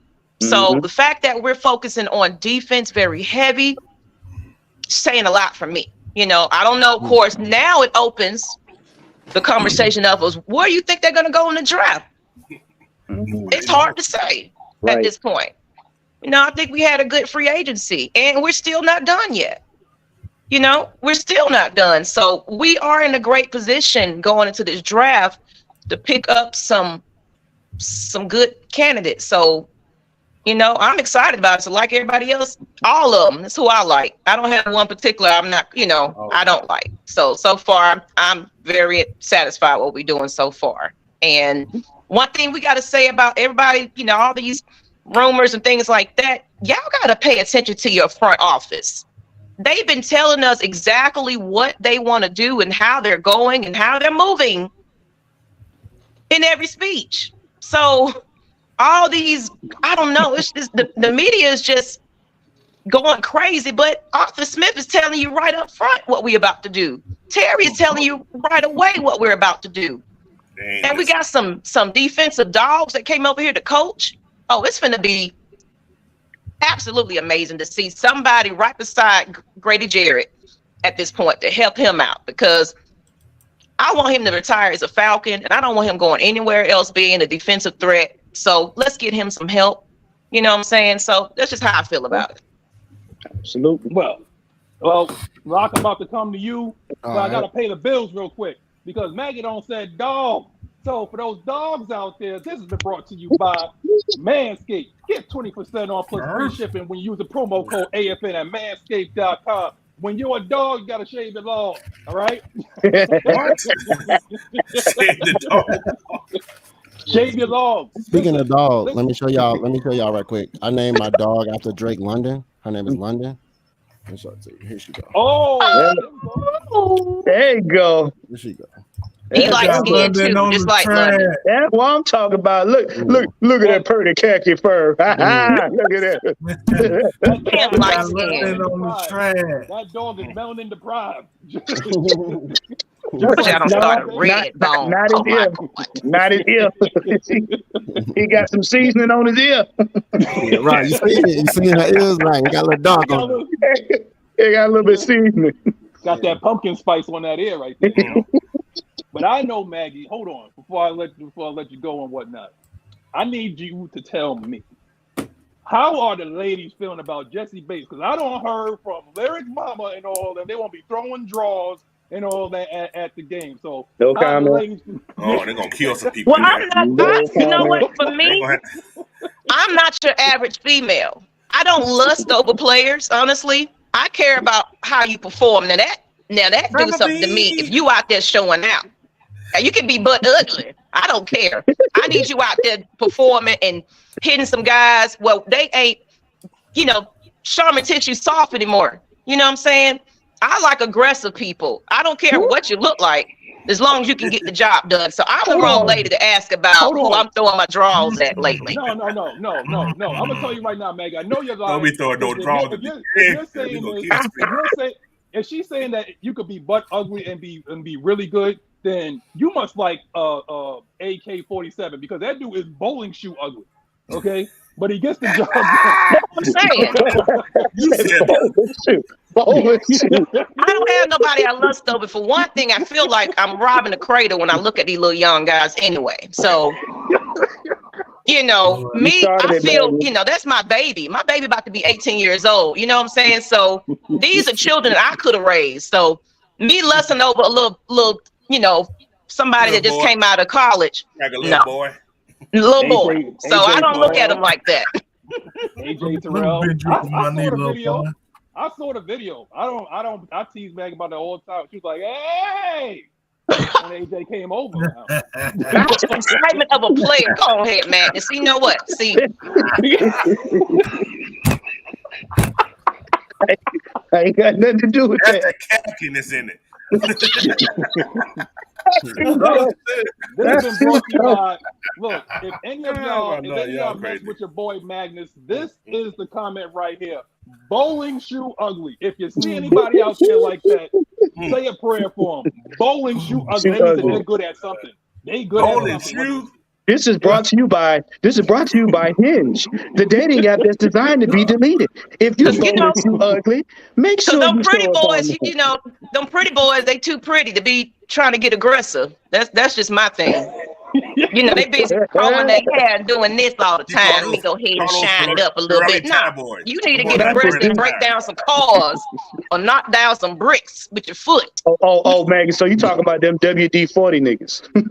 Yes. Yes. That's some WD-40. Yeah, it's too slick. Yes. They could just wrench rusty hubs right off the car. All right, but hold on. Let me stop messing with Mag. Maggie, I'm gonna ask you a serious question though. It's been a while. So this is particular, and Mad Mike gave you some props earlier when he said that a lot of these female whether it's like podcasters or people in the female media need to actually kind of like emulate you and not just feed into the narrative or whatever. So like, how do you feel about sports media laughing at the Atlanta Falcons for team building? See, one thing about the sports media, they get into the, and it started off, I'm going to go outside of football. It kind of started off with these crazy trends, especially in the NBA.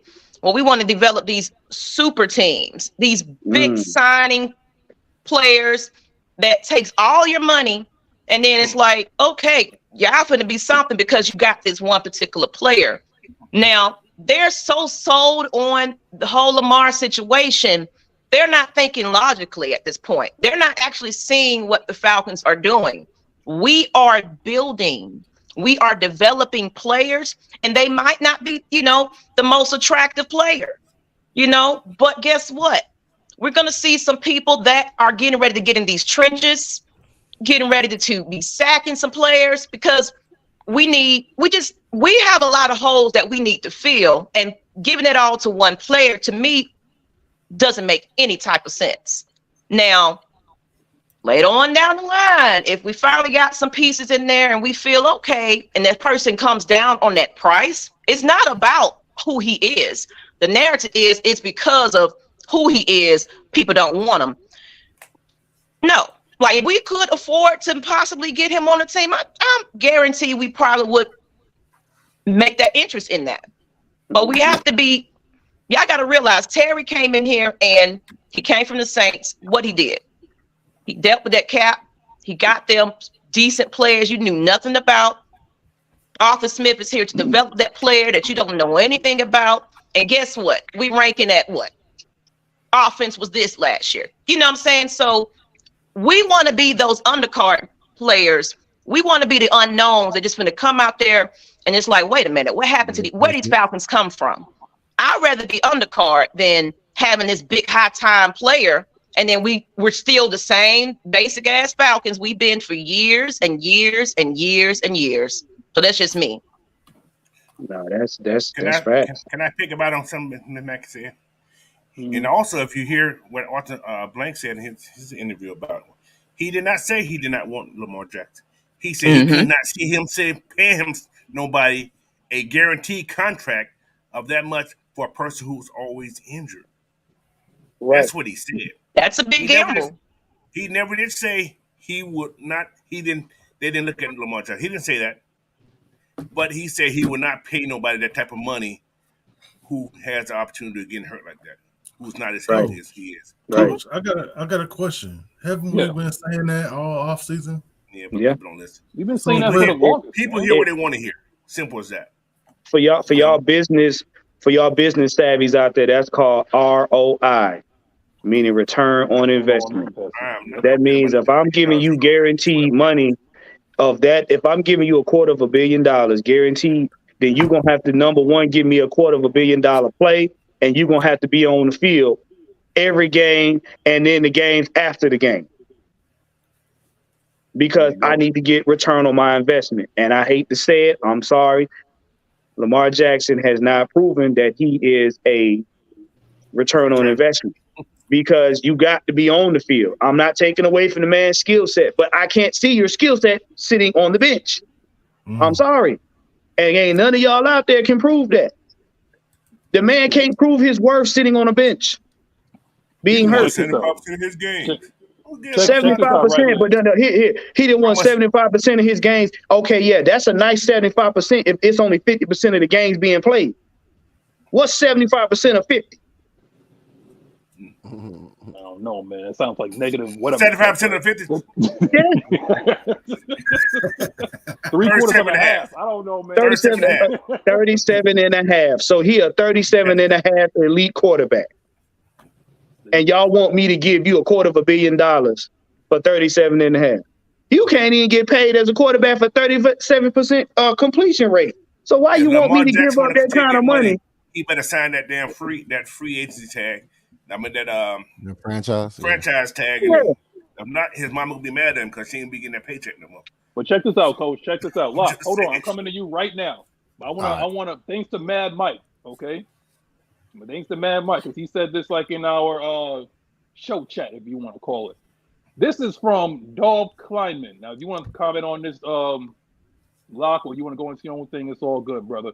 But it says Falcons coach Arthur Smith said the team absolutely examined the idea of trading for Lamar Jackson. See, that should actually kind of shut some of y'all up in there. Now, I ain't trying to be the aggressor and whatnot, but yes, we did explore the idea of trading for him. Now, it goes even further and says that last week, owner Arthur Blank said the Lamar situation is very different than the Deshaun Watson from a year ago due to concerns with Lamar's availability. See, when he sat out those last 6 games, because I believe that he might have been healthy and whatnot. When he sat out those last 6 games, that did more hurt to his value than anything. I know you're trying to secure the bag and trying to say, like, I want to compete for next year, and I want to, like, save myself for next year. That might have been the worst thing that you did. Locke, how do you feel about that, brother?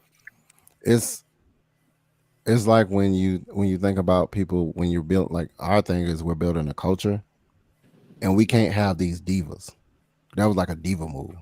You know what I'm saying? That's a diva move. When you feel like, speaking of diva, we had one diva in the parking lot making videos with amigos this weekend. Just letting you know. Oh, former Falcon. Yeah. I know that for a fact. Oh wow! So Julio. Yeah. I was doing this concert, and they said that Julio Jones was in the yellow lot with the Migos recording videos. Really? So you mean Julio? We gotta make some money somewhere. But look, so you mean Julio? Wait. So you mean Julio? He peeking through the hole in the fence? Mm-hmm. Come on, you know, he in Atlanta, just loving life. He can do something. Come on, Come on, Quintorre. Come on, Quintorre. My bad, Lock. Go ahead. Nah, it's all good. But it's like I said, it's like when we're building our culture, that type of mentality And when you talk about availability and accessibility, you got to think about somebody holding themselves accountable as well.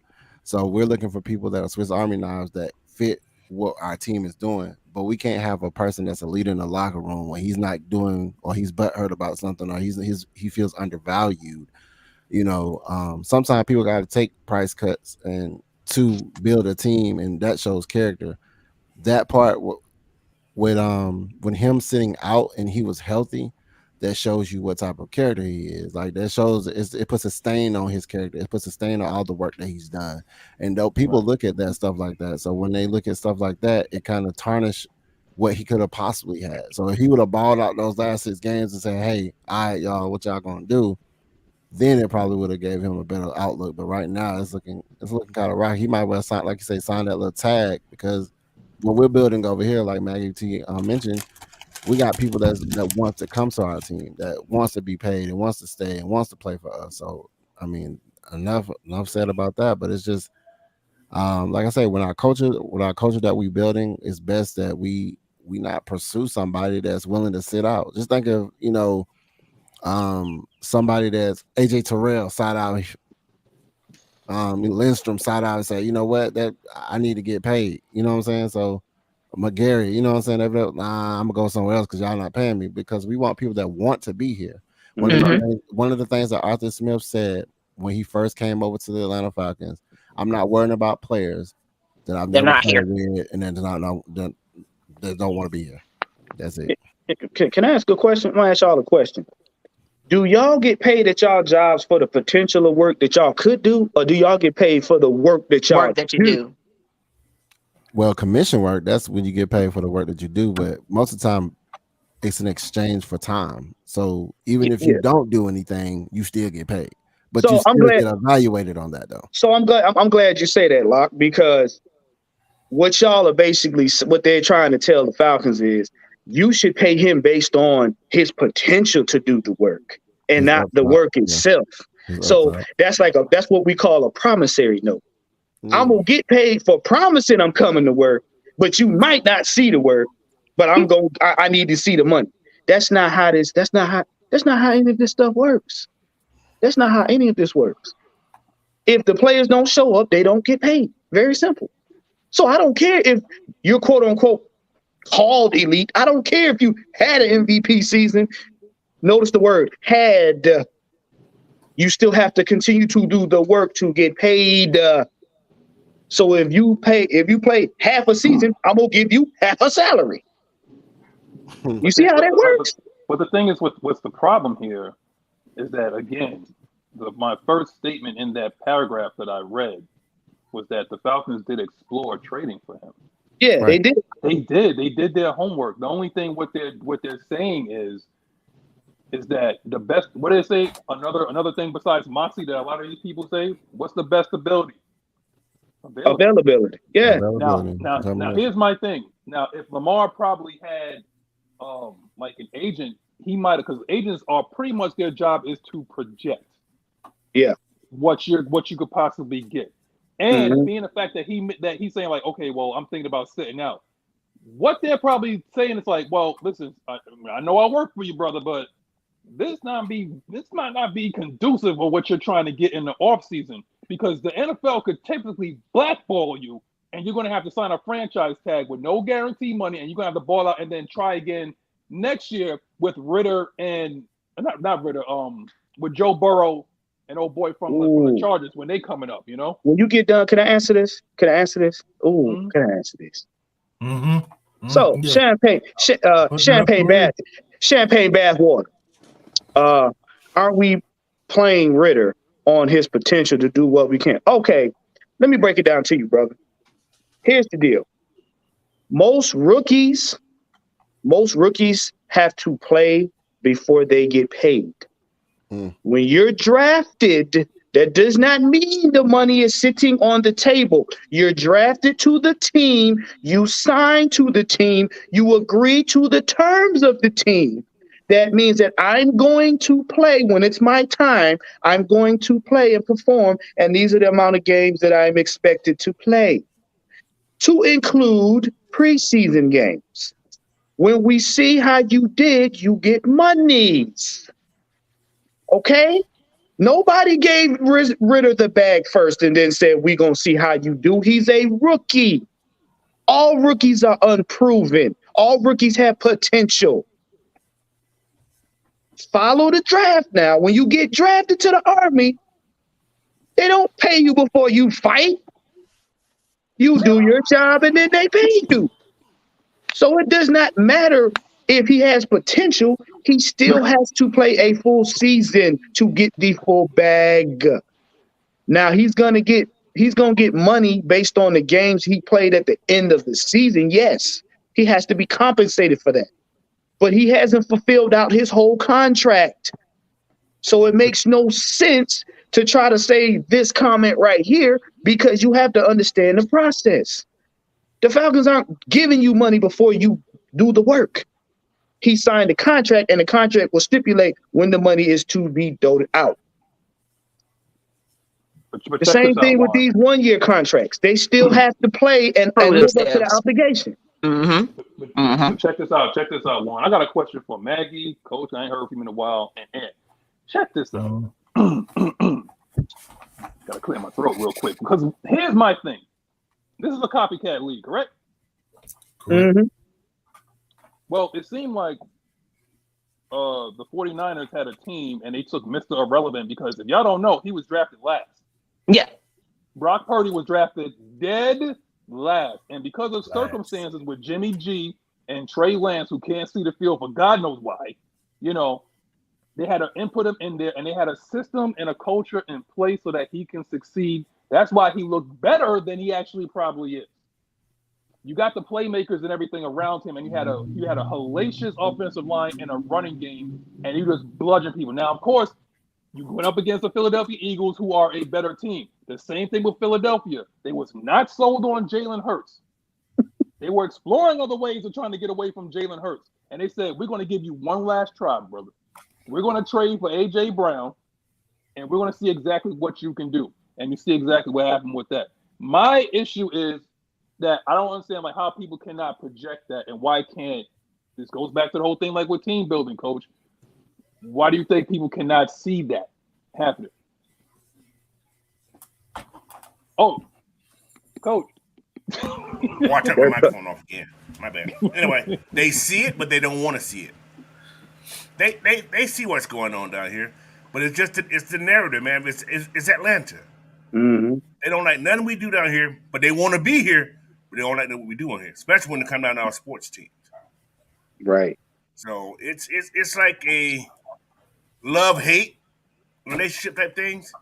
You want to be there, but you don't want it to be. You don't want nobody who's there to be happy. See what I'm saying? So it's this weird feeling that I think they have about Atlanta. So I don't know. Ooh, that's a good one right there. It's funny how people claim to be Falcons fans, but go to war for players not on the team and shade the players on the team. That's what I mean right there. That part. I want to answer the question though. Yeah. Mm-hmm. I mean, as far as I've known, our fan base is just more of a we got to see it to believe it type of situation. So even though the parts look good on paper, okay, I see what you're trying to do, but if it's not the guy that they're set on, then nothing else, they just don't see anything else. It's like, I want this guy and only want that guy, and that's the bottom line. This is our pedigree to winning because he's proved this, he's proved that in his time. But got to remember, that's a whole different team that he was a part of, you know, and it was the pieces that was around and etc. So it's not always a one player situation, but to me, we're giving these guys 1 year deals, 2 years deals, proving it. Right now, we're just trying to build pieces around that can kind of develop. Because right now, our identity is still kind of which way are we going right now? We had a quarterback that walked away from the team. Now we got to see what the rookie has to do next season. Now he gets a chance to show it. So right now, we're still kind of, we want to win, but we're going to be smart with the pieces that we pick. So because they're not They don't see it yet. Why are we getting these washed over players, or why are we getting, it's a lot of whys and questions until we see the product. To me, I feel like we are in a better position than we were last year. And honestly, we wasn't really that bad. Mm-hmm. We really wasn't bad. We was expected to be only 2 wins in. But we proved that we could actually kind of compete. Given now we're addressing some needs with money that we've never, ever, ever had in a good little minute. So now we have money to develop just a little bit more. I think that people just have to see it first. We're a transplant city. So everybody is in here just not even real diehard Falcons fans. It just so happened that, okay, the Falcons are the closest team they can root for. So it's more of a, I guess so. I like them. I don't know yet type of situation. So all they want is championship. That's the only thing that's going to make them believe in this team. Mm-hmm. Well, Maggie, you said something real key. And I'm pretty sure it's going on with every fan base, with every team, because every fan base has their own gripes about their team. That's just the nature of the sport. And yeah, you got some people that's like, they all right. It's like, I'm here, I might as well just, get with the program. But what people fail to realize is, and if you look at it from the outside looking in, the Falcons technically really only lost terribly in one game, and that was against Cincinnati. That was we got completely ran off the field in Cincinnati because we had areas that were not prepared to handle that team. We were in 1-score games and everything else. So if you technically look at it, if you take those 13 1-score games and tweak something here, or add a little bit more development here, those are wins. Mm-hmm. Those are wins.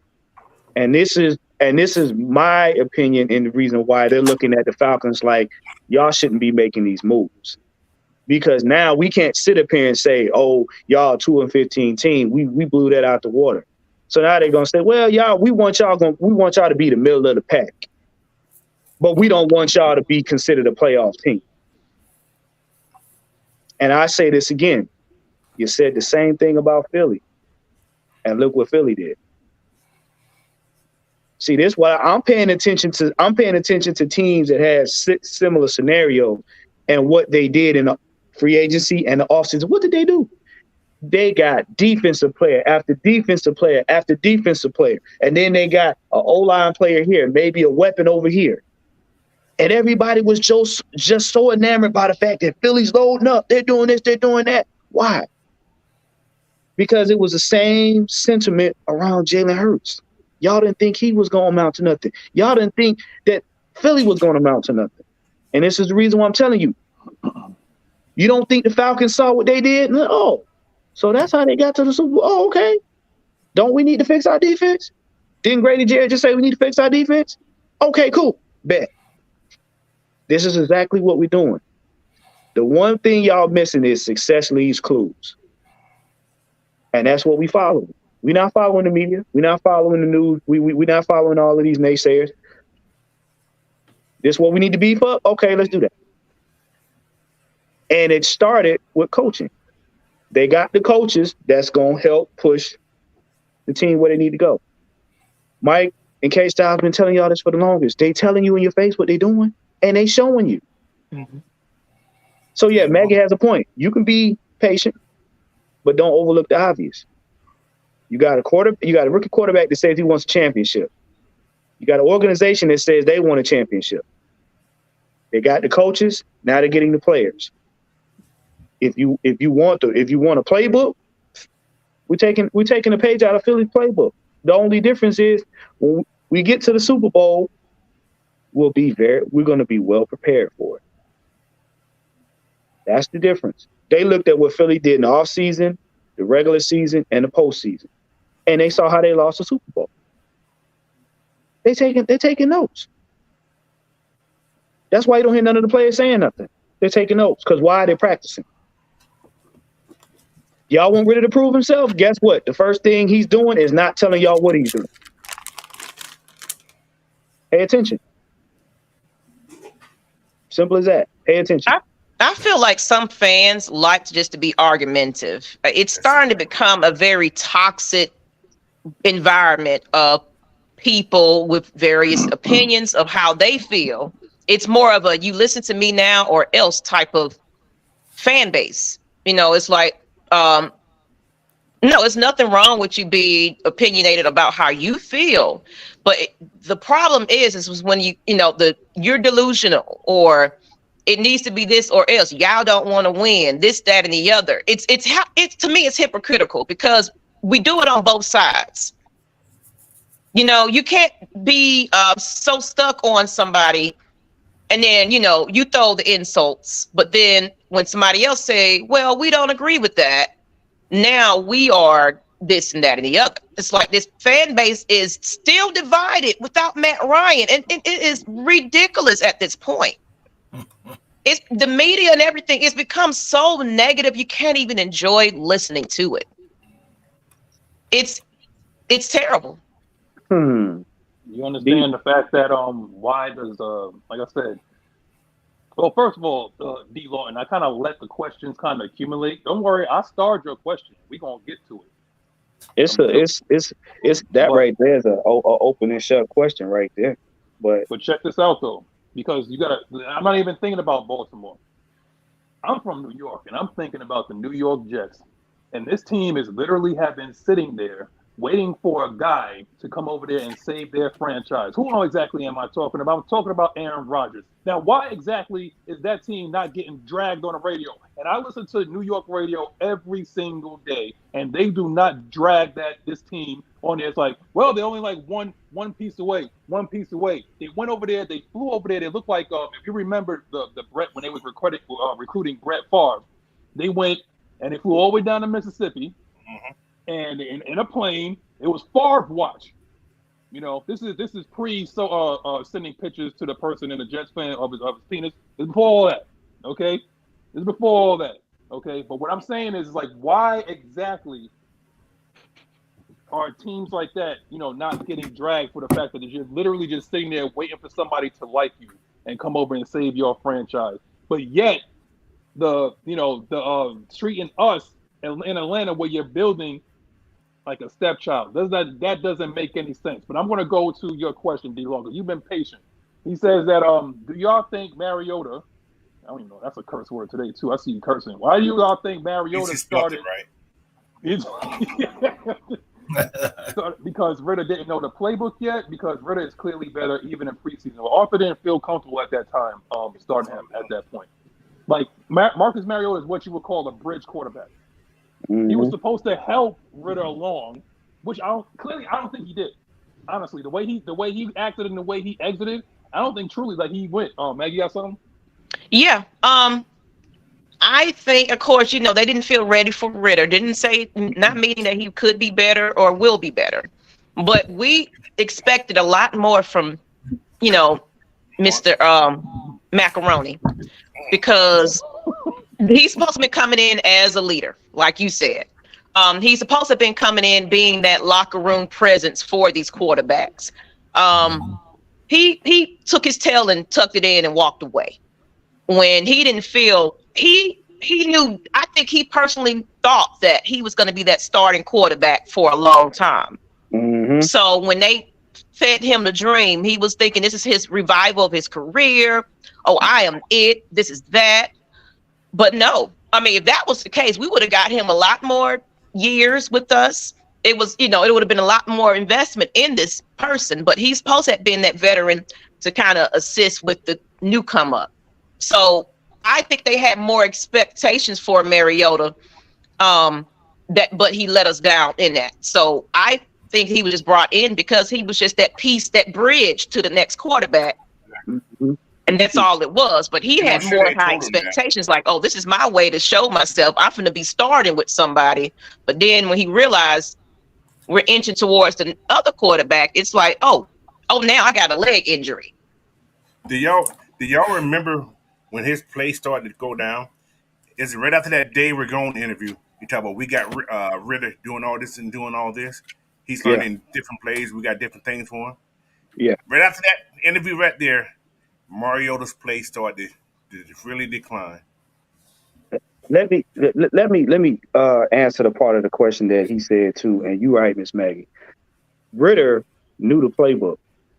If you paid attention, Ridder was said to have day one coming into the training facility. He had the playbook. He went over it with Drake London. Drake London and everybody that talked about Ridder. Ridder had his headphones and his playbook the whole time. The reason why they let him sit is because Mariota was there to be a lesson in how to adjust to the speed of the game, how to handle pressure. They wanted Ridder. If I know I have a player whose potential is up here, like real high, I'm going to let him sit behind somebody to see what and what not to do. I need him to see the good, the bad, and the ugly so that this is what you do. And then when you get on the sideline, what's he doing? He has a playbook, and then he's supposed to be getting with Mariota saying, hey, this is what I did wrong. This is what you need to look out for, because he doesn't know the intangibles. He sat because he did not know the intangibles. When he got on the field, he didn't have a wristband because he knew the playbook. And if you got Dave Ragone saying, hey, we're actually crafting plays for him, that means he knows the playbook well enough to know, okay, we're going to come up with some new stuff. And he was the first rookie out of his class, I believe, correct me if I'm wrong, that was running plays without a wristband. So we got to pay we got to pay attention to the intangibles. He was just not sound enough. I think at that point in time, they wanted him to see how Mariota handled it. And I want to address this real quick. I know Not Right got some things to say, but let me clear the narrative of this channel. You know, it keeps saying y'all was wrong about Mariota, this, that, and the other. We support whoever the team is saying is that quarterback, is that player, is that something. So you're going to get behind who Arthur Smith and Terry is behind. Now, we try to see the good in the situation. And of course, we come back and critique that situation. Mm-hmm. But because they have said that he is QB1 at this point, all the other nonsense is unmentionable because he is going to be that starting quarterback for the time being. So, of course, you're going to support who they say. Now, you might have your opinions of who you rather, but what choice do our opinions make? The people that sign that paycheck and those contracts, that's all that matters. That's all that matters to me. So we can argue all day about, you know, you was wrong about this and okay. We're sorry. We're wrong about whatever the situation is, but we don't know that yet. This man only had 4 games, people. Hold on, Let's Maggie. see. Don't you dare apologize. Don't you dare apologize for being a fan. No. See. First of all, let's just cut the sugar off the shit. All right. We were wrong about what? Because technically, we told y'all the same thing we told y'all about Ridder. We said Mariota's a bridge quarterback. He's going to do bridge quarterback things. We said that. We said Ridder, okay, game 5 or 6. Go back and watch the shows. We said if y'all want him in, because I remember K-Style said it, if y'all gonna put him in now, just know he's going to do rookie things. He's a rookie. And we said it. This ain't game 1 where everybody's on the same playing field. These were the last 4 games where everybody else had been with their teams. They had already had their stride. We told y'all this. So wrong about what? Look, we supported him, but we told y'all this is what could happen. So when you come and say we're wrong, chill with all that, man. Like, listen, bro. We're not gonna do is live, bro. We not. I'm not going. We not gonna. I tell you one thing that we didn't do, and Night Rider, I'm going to come to you. One thing that we didn't project that Marcus Mariota was going to throw from his ass on the Carolina Panthers. We didn't see that coming. No, we didn't. Okay. We had no control over that, but we told you he was going to do bridge quarterback things. What's up, Night Rider? We didn't say he was going shout out to that boy George Kittle, though. George Kittle did his thing last night, man. Shout out to George Kittle. Shout out to Pat McAfee. Shout out to Ray Stereo. Yeah, I ain't gonna spoil it for y'all, man. What's going on? You are now in tune with the Regulators the originators, the innovators. And if you try to duplicate us, we're going to do this to all the haters. We're going to relocate to the hitman. Put down a t-shirt. Yes, sir. What? Yeah, Dirk trying to get me. Dirk trying to get me. Dirk trying to get me. Yeah. You said all that and then it froze, man. That's it. That's it. He was Drop the like, mic and go out.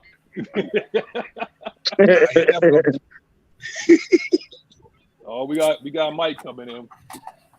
What's up, Mike? Dirk won't let me. Dirk won't let y'all in today. Boy, he in here saying y'all don't need to hear this. But my thing is what really kind of like pisses me off is the fact that we're supportive, but also it's like when we do the research. Maggie, don't start with me. Don't start with me, Maggie. Don't start with me. I see your attitude already. I have not done a thing. I've been a good boy today. Okay, thank you, ma'am. I'm listening to Magnus right now. I've been a good boy. Okay, I've been very good. That's all it is. I come out here to be a productive citizen to this channel. Ms. And Maggie. actually, participate. Can I do that? He's apologizing before he do something. I'm just protecting myself. Sometimes I got to protect my neck before I walk in the room. You know what I'm saying? My man said, protect your neck out there. Look. This is brought to you by Family Ties. Sha-la-la-la. A productive citizen. I'm on a trade block because of Maggie. Not the trade block. Woo. I'm going week to week with this mess. Wait a minute. You on what? You on one show contract now? I'm gonna tell you right now. I sent over the topics last night, and I didn't get an answer. I knew I was in trouble. I didn't know. Hey, Maddie's got that Roman Reigns contract right now.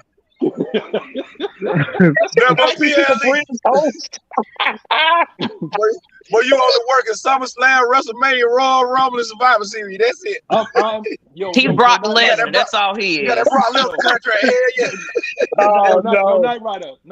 I'm what you call, like when you go to Old Navy. I'm what you call a seasonal employee. You a seasonal too. Yo, let me get into these questions real quick, yo. What's up, Knight Rider?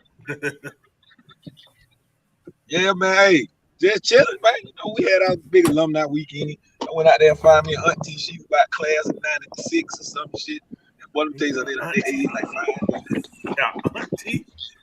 You know what? Was that picture of the lady in the chat? I was wondering what y'all talking about. I didn't want to be a part of that conversation. No, her. I know her. She's all I saw pictures of aunties. She got down.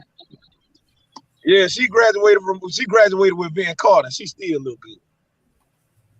All right, listen. Yeah. I'm gonna go into these questions. Yeah. I'm going. Look, I ain't gonna do this 3 weeks. I'm not doing it 3 weeks in a row. All right, so Dirk won't let me be great. Yo, Coach D Sloan said, with Dirk the Jim won't let me be have so far, who do y'all see being a key contributor on our team as far as offense and defensive players? Offense? Jeez. I tell you, Calais Campbell gonna make a big difference on defense. Tell you that right now. I say Johnny Smith. Calais Campbell gonna make a huge defense. I say Johnny Smith. Matt Hollins, I think, gonna be on offense. He's gonna be that third down guy. I think. He's a big body too. He's not. Yeah. Matt Hollins. Yeah. And plus the run game, like I think Mike said a couple weeks ago, talk about when Cordero was getting to the holes and he get tackled once he gets to a certain point. Yeah. Because the bad blocking. Second level. Yeah. He's at second level before he got touched. I thought that returned. You know who I'm gonna say this. I'm gonna say this. Sorry, I'll give you one more. Real quick. Give me a and it's not a free agent. I think it's gonna be Mr. Somebody that has been kind of sitting out, Mr. 8. He been kind of marinating on the pieces that we done picked up. Going into his rookie career. He had to prove himself. Then he got injured. So it's like, I think he's hungry, and I think he has something to prove at this point. So I think we're gonna see an impact from. The weapon is coming back. Yeah, some weapons coming back from some players that want to prove themselves. The weapon. He must be That's deal why pretty I good call because he's playing golf. Oh yeah, that's the thing. That's the thing. That He's playing does golf. really. That knee went as bad as you got to think it was. You playing golf because that's a lot of torque when you swing that damn golf club. Coach, do you think? Coach, do you think? Golf course, then. Do you think that Pitts had a minor injury, and because they wanted to make sure it didn't get any worse, they were like, "Yeah, let him sit out. Let's let the doctors do what they do. You get strong in the off season and come back, because we got Especially something." with Mariota throwing him the ball. Man, listen, look. Look, I'm gonna tell you, Mariota. We said he was a bridge quarterback. We didn't expect him to throw from the bridge, okay, on his back. Just like, look, if y'all follow me on Twitter, just like what I said about Anthony Richardson hitting the roof, passing to our Lord and Savior Jesus Christ. That dude threw that ball so high. Look. I said it like this. I was like, yeah, that's where the ball's gonna go. He's seeing wide receivers and the tight ends up on the ceiling. So yeah, that's been thrown that high. I give a fuck after throwing the ball. It shouldn't have been thrown. So when you overthrow Jesus Christ, you got a problem, boy. I thought the receiver was gonna call fair catch as high as that damn ball was. Yeah. Right. But it's kind of funny. He's the only one laughing. Nobody in the what like, what the fuck is he doing? That's what if you look at the coach, like, what the hell are he doing? So you know what? Time to do that cha-cha slide. That's what's going to happen. No, wait, hold up. To the third. Derek said AR-15 is trash. AR-15 got jammed too. He's gonna eat this shit. Oh my god, he's going. Oh my lord, he's going. Yeah. Hey man, what y'all think Scotty Miller gonna do, man? What y'all think little Scotty gonna do, man? That's my guy. Listen, that's my guy. Let me tell you something, man. When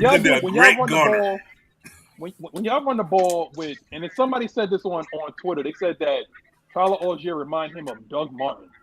And I didn't look at it, and I was like, Doug Martin, the way he runs, not his career. Oh my god! He runs. Now I was like, was a beast though. But he was a beast. He was a beast. The way he runs. Now I was like, he built like Doug Martin. Now you running the ball, right, and you hit that hard play action. It's going to be a lot of guys running free. Scotty Miller is going to. First of all, nobody can run stride for stride with Scotty Miller. I don't think so. That boy fast.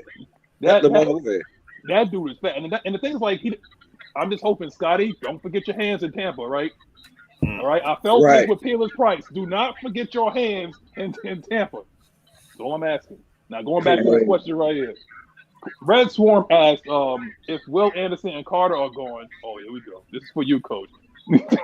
What do you think about Gonzo at 8? Him and AJ would give us a no-fly zone talking about WD-40 hips, boys, it's smooth, even if he is beige. Like Red Swarm, you already know. That's khaki. First of all, I was today years old when I found out how to spell beige. Check this out. First of all, I was today years old when I learned how to spell beige. I just never knew how to spell it. All right, carry on. E before I. Look. He's khaki with a crease. Like I told these guys earlier, I've done a couple of mock drafts the last couple of days, and Carter's been there every time. Carter. Do we take Carter? Yes. That's what I keep thinking, man. I don't know. I'm confused. I'm this free, like I heard Arthur Blank said yesterday on the interview with I think it was the Rick Isaac he was with. He's like, this is the first time they've had this much money since he's owned this team. It's double the amount he's ever had. Right. Yes. He said we've done so much in this free agency. He even said that draft's gonna be interesting because he don't know really. Right. Honestly, just think about it this like, Coach, and everybody on the panel. Think about this. You don't necessarily have to go edge because Ngakwe is still out there. I'm trading. Oh back. I forgot ain't nobody picked up Yannick Ngakwe. I'm trading back. Yeah, I'm with Coach. I've been with Coach the whole time. We trading back at least 11 and 12. If I'm trading, here's the thing. That's what I meant to tell you, Coach. Here's a scenario that I saw. Quarterback started to come off the board. Okay. Tennessee calls us. They had 11. Okay. Tennessee calls us. We'll trade. We'll exchange picks. So you come back to 11. We'll take 8, and we'll give you an extra second. Do you take that trade? What, they got a second? What pick they have? I think they got 41. I think number 41. Oh, you talking about Tennessee? 3 picks before our pick. Yeah, I think Tennessee got like 41. So you get 41 and you get 44. I'll 44. Did they give me a fifth for the following year? I'll take it. Yeah, they'll give you something. I seen one. I saw one trade where that's working. You trade back with Tennessee. You get an extra second this year, and you get a second for next year. Yes, that's the one. That's the one. I definitely take that. Yeah. Trade back. I trade back, get Nolan Smith so goddamn fast. Yes, sir. And see, this is what I'm saying. For the disrespect that we got in the offseason, for the disrespect we got in free agency, why not be greedy? At this point in time, we can afford to be greedy. You know why? Look, trade back and be greedy. Because here's the deal. If you're going to talk about me, I'm going to punish you.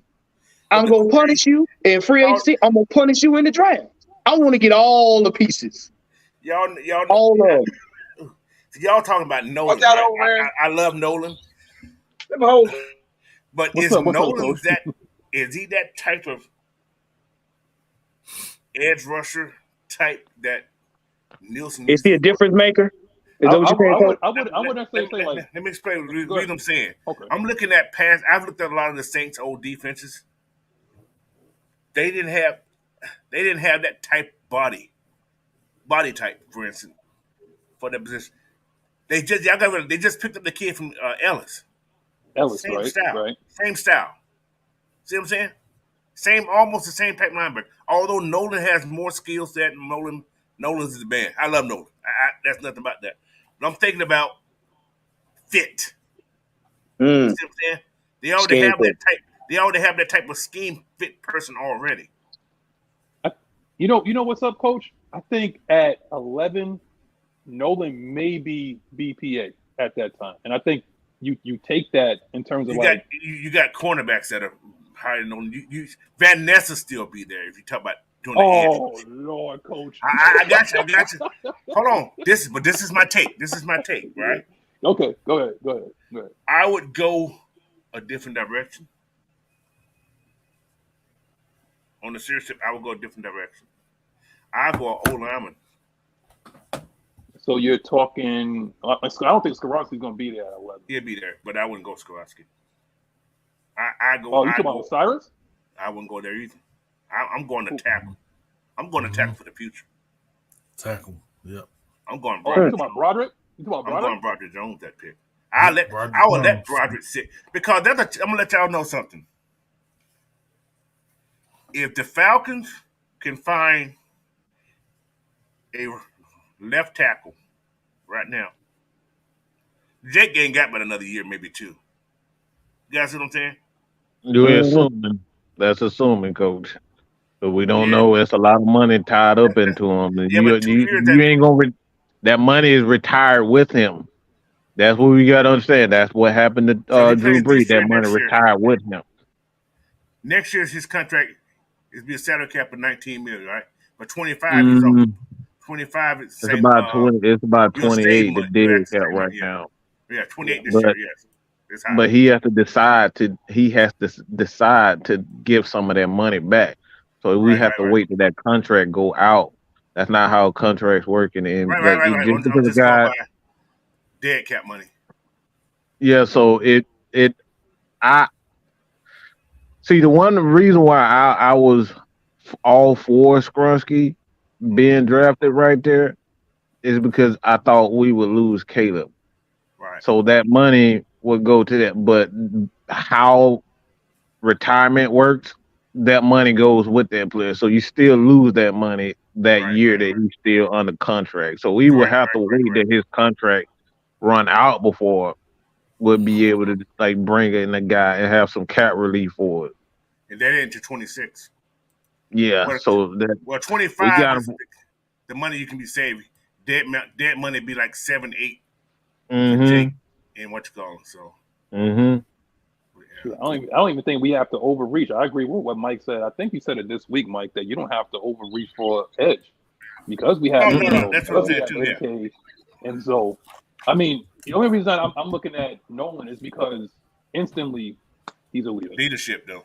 Yeah. Leadership, and I think those are what they were talking about. We got a Nolan, though. We got a Nolan too. we got a Nolan too with D'Angelo Malone. Everybody keep forgetting about D'Angelo Malone, but we have him also. Yeah. Oh, Stephen B. Who would you? Who would me? No. So who would you? If we traded back, who would you get? I don't know. I don't know. I mean, we've been saying y'all gotta watch the heaven. He said we don't damn know. I don't know. I'm not gonna push nobody. There's people who I would like them to get, but I don't know. It's scary. This I said at the beginning of this whole process. This draft is so deep, man. The Falcons may go find somebody from Little Rock, Arkansas. Blue Mountain State. And they'll blow up. They'll blow up. We did with Troy. I mean, don't even be surprised if you're looking at. I'll tell you one thing. I'm looking at this guy's tape. He has moves on top of moves on top of moves. He just needs the experience. He reminds me a lot of AK, and I'm talking about BJ Ojulari. Now, I'm not talking about taking him that high, but he has violent hands like AK. Yeah. Now he runs his family. Yeah. It runs in the family. Now, his brother Aziz, I don't think his brother is. You think his brother is good as? I don't see. Yeah, it. His brother's better. His brother better? Okay. Yeah, his brother's better. But I mean, we've been going about 2 hours though, so we're gonna wrap it up here. First off, like I said, my brother from another mother, Juan, you can go ahead and wrap it up, man. Go ahead. Don't forget to plug your company, brother. Oh yeah, I got you. Hey, look, thank you guys for tuning in. Make sure you like, share, subscribe. You know what I'm saying? Make sure you guys check out Cooler Talks tomorrow with Mike and K Styles. They're gonna be breaking it down. We're gonna be talking about the draft and some, could be some more free agency signings. So make sure you stay tuned. But I'm the Therapist ATL. You can find me on Twitter at Therapist ATL, IG and TikTok, Elegance Wellness Massage. Listen, man, I always tell y'all, your health is your wealth. All right. Go ahead, man. Okay, Knight Rider. I know you came on late, but go ahead. Don't forget, people to vote for you. People got to vote for you out there. Oh yeah, man. Look here. Y'all motherfucker got hey, we still going with the award show. Your ATL Raps Award coming up April 29th, man. Y'all make sure y'all vote. Go to Maggie page. She got all the information and all that you need to know. In case you didn't know it, you were not tuned in to the regulator, the originator. If y'all you want to duplicate up, just what? All the haters, we're gonna relocate you. You already know, man. Y'all follow me on IG, on Twitter at NightRider229. Follow me on TikTok, same thing, NightRider229. Snapchat at NightRiderFU. Like that, man. We good. We gone. And what's up, brother? Go ahead, man. Hey, y'all can follow me on Twitter, Big Ant True, and on everything else, Facebook, Instagram, TikTok, Big Ant.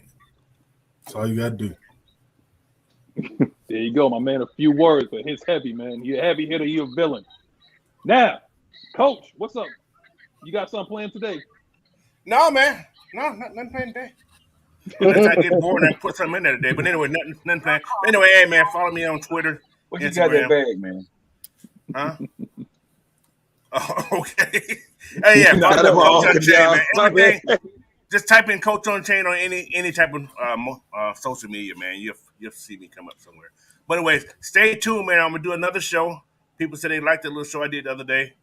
It's gonna be called Thinking Out Loud, man. So just check me out. I put it in the somewhere. You'll find me. So I put it out there eventually. But right now. But anyway, Coach Unchained, man. Peace. All right. Mike, what's up, brother?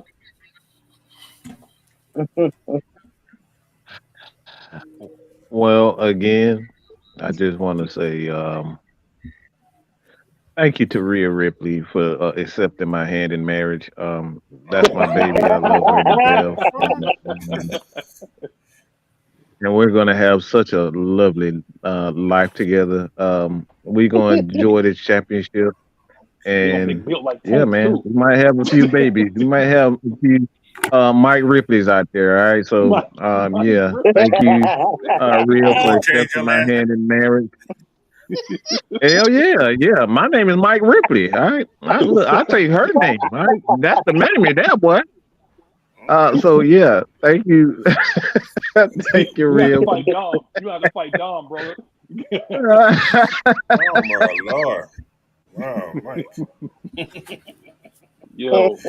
But All right. Go ahead, finish up, Mike. Go Hey, ahead, man. hey, Mike, you gonna have a news article. Mike finna marry the lady from wrestling. Look, I ain't know he was engaged. Hey, y'all heard? He changing his name. His name Mike Ripley now. man, look, that damn look, Rhea Ripley, she can take every dime, she can take my toes, she can take my toenails, she can take all that shit. That All woman. right, Mike. Hey, Lord have all mercy. right, Mike. When it get dark, boy, you better run, cause Buddy coming for your ass. Oh shit, look, I got snipers. Hell, I'm ready. You better have night Hey, vision man. when the House of Black come through, boy. You better be ready.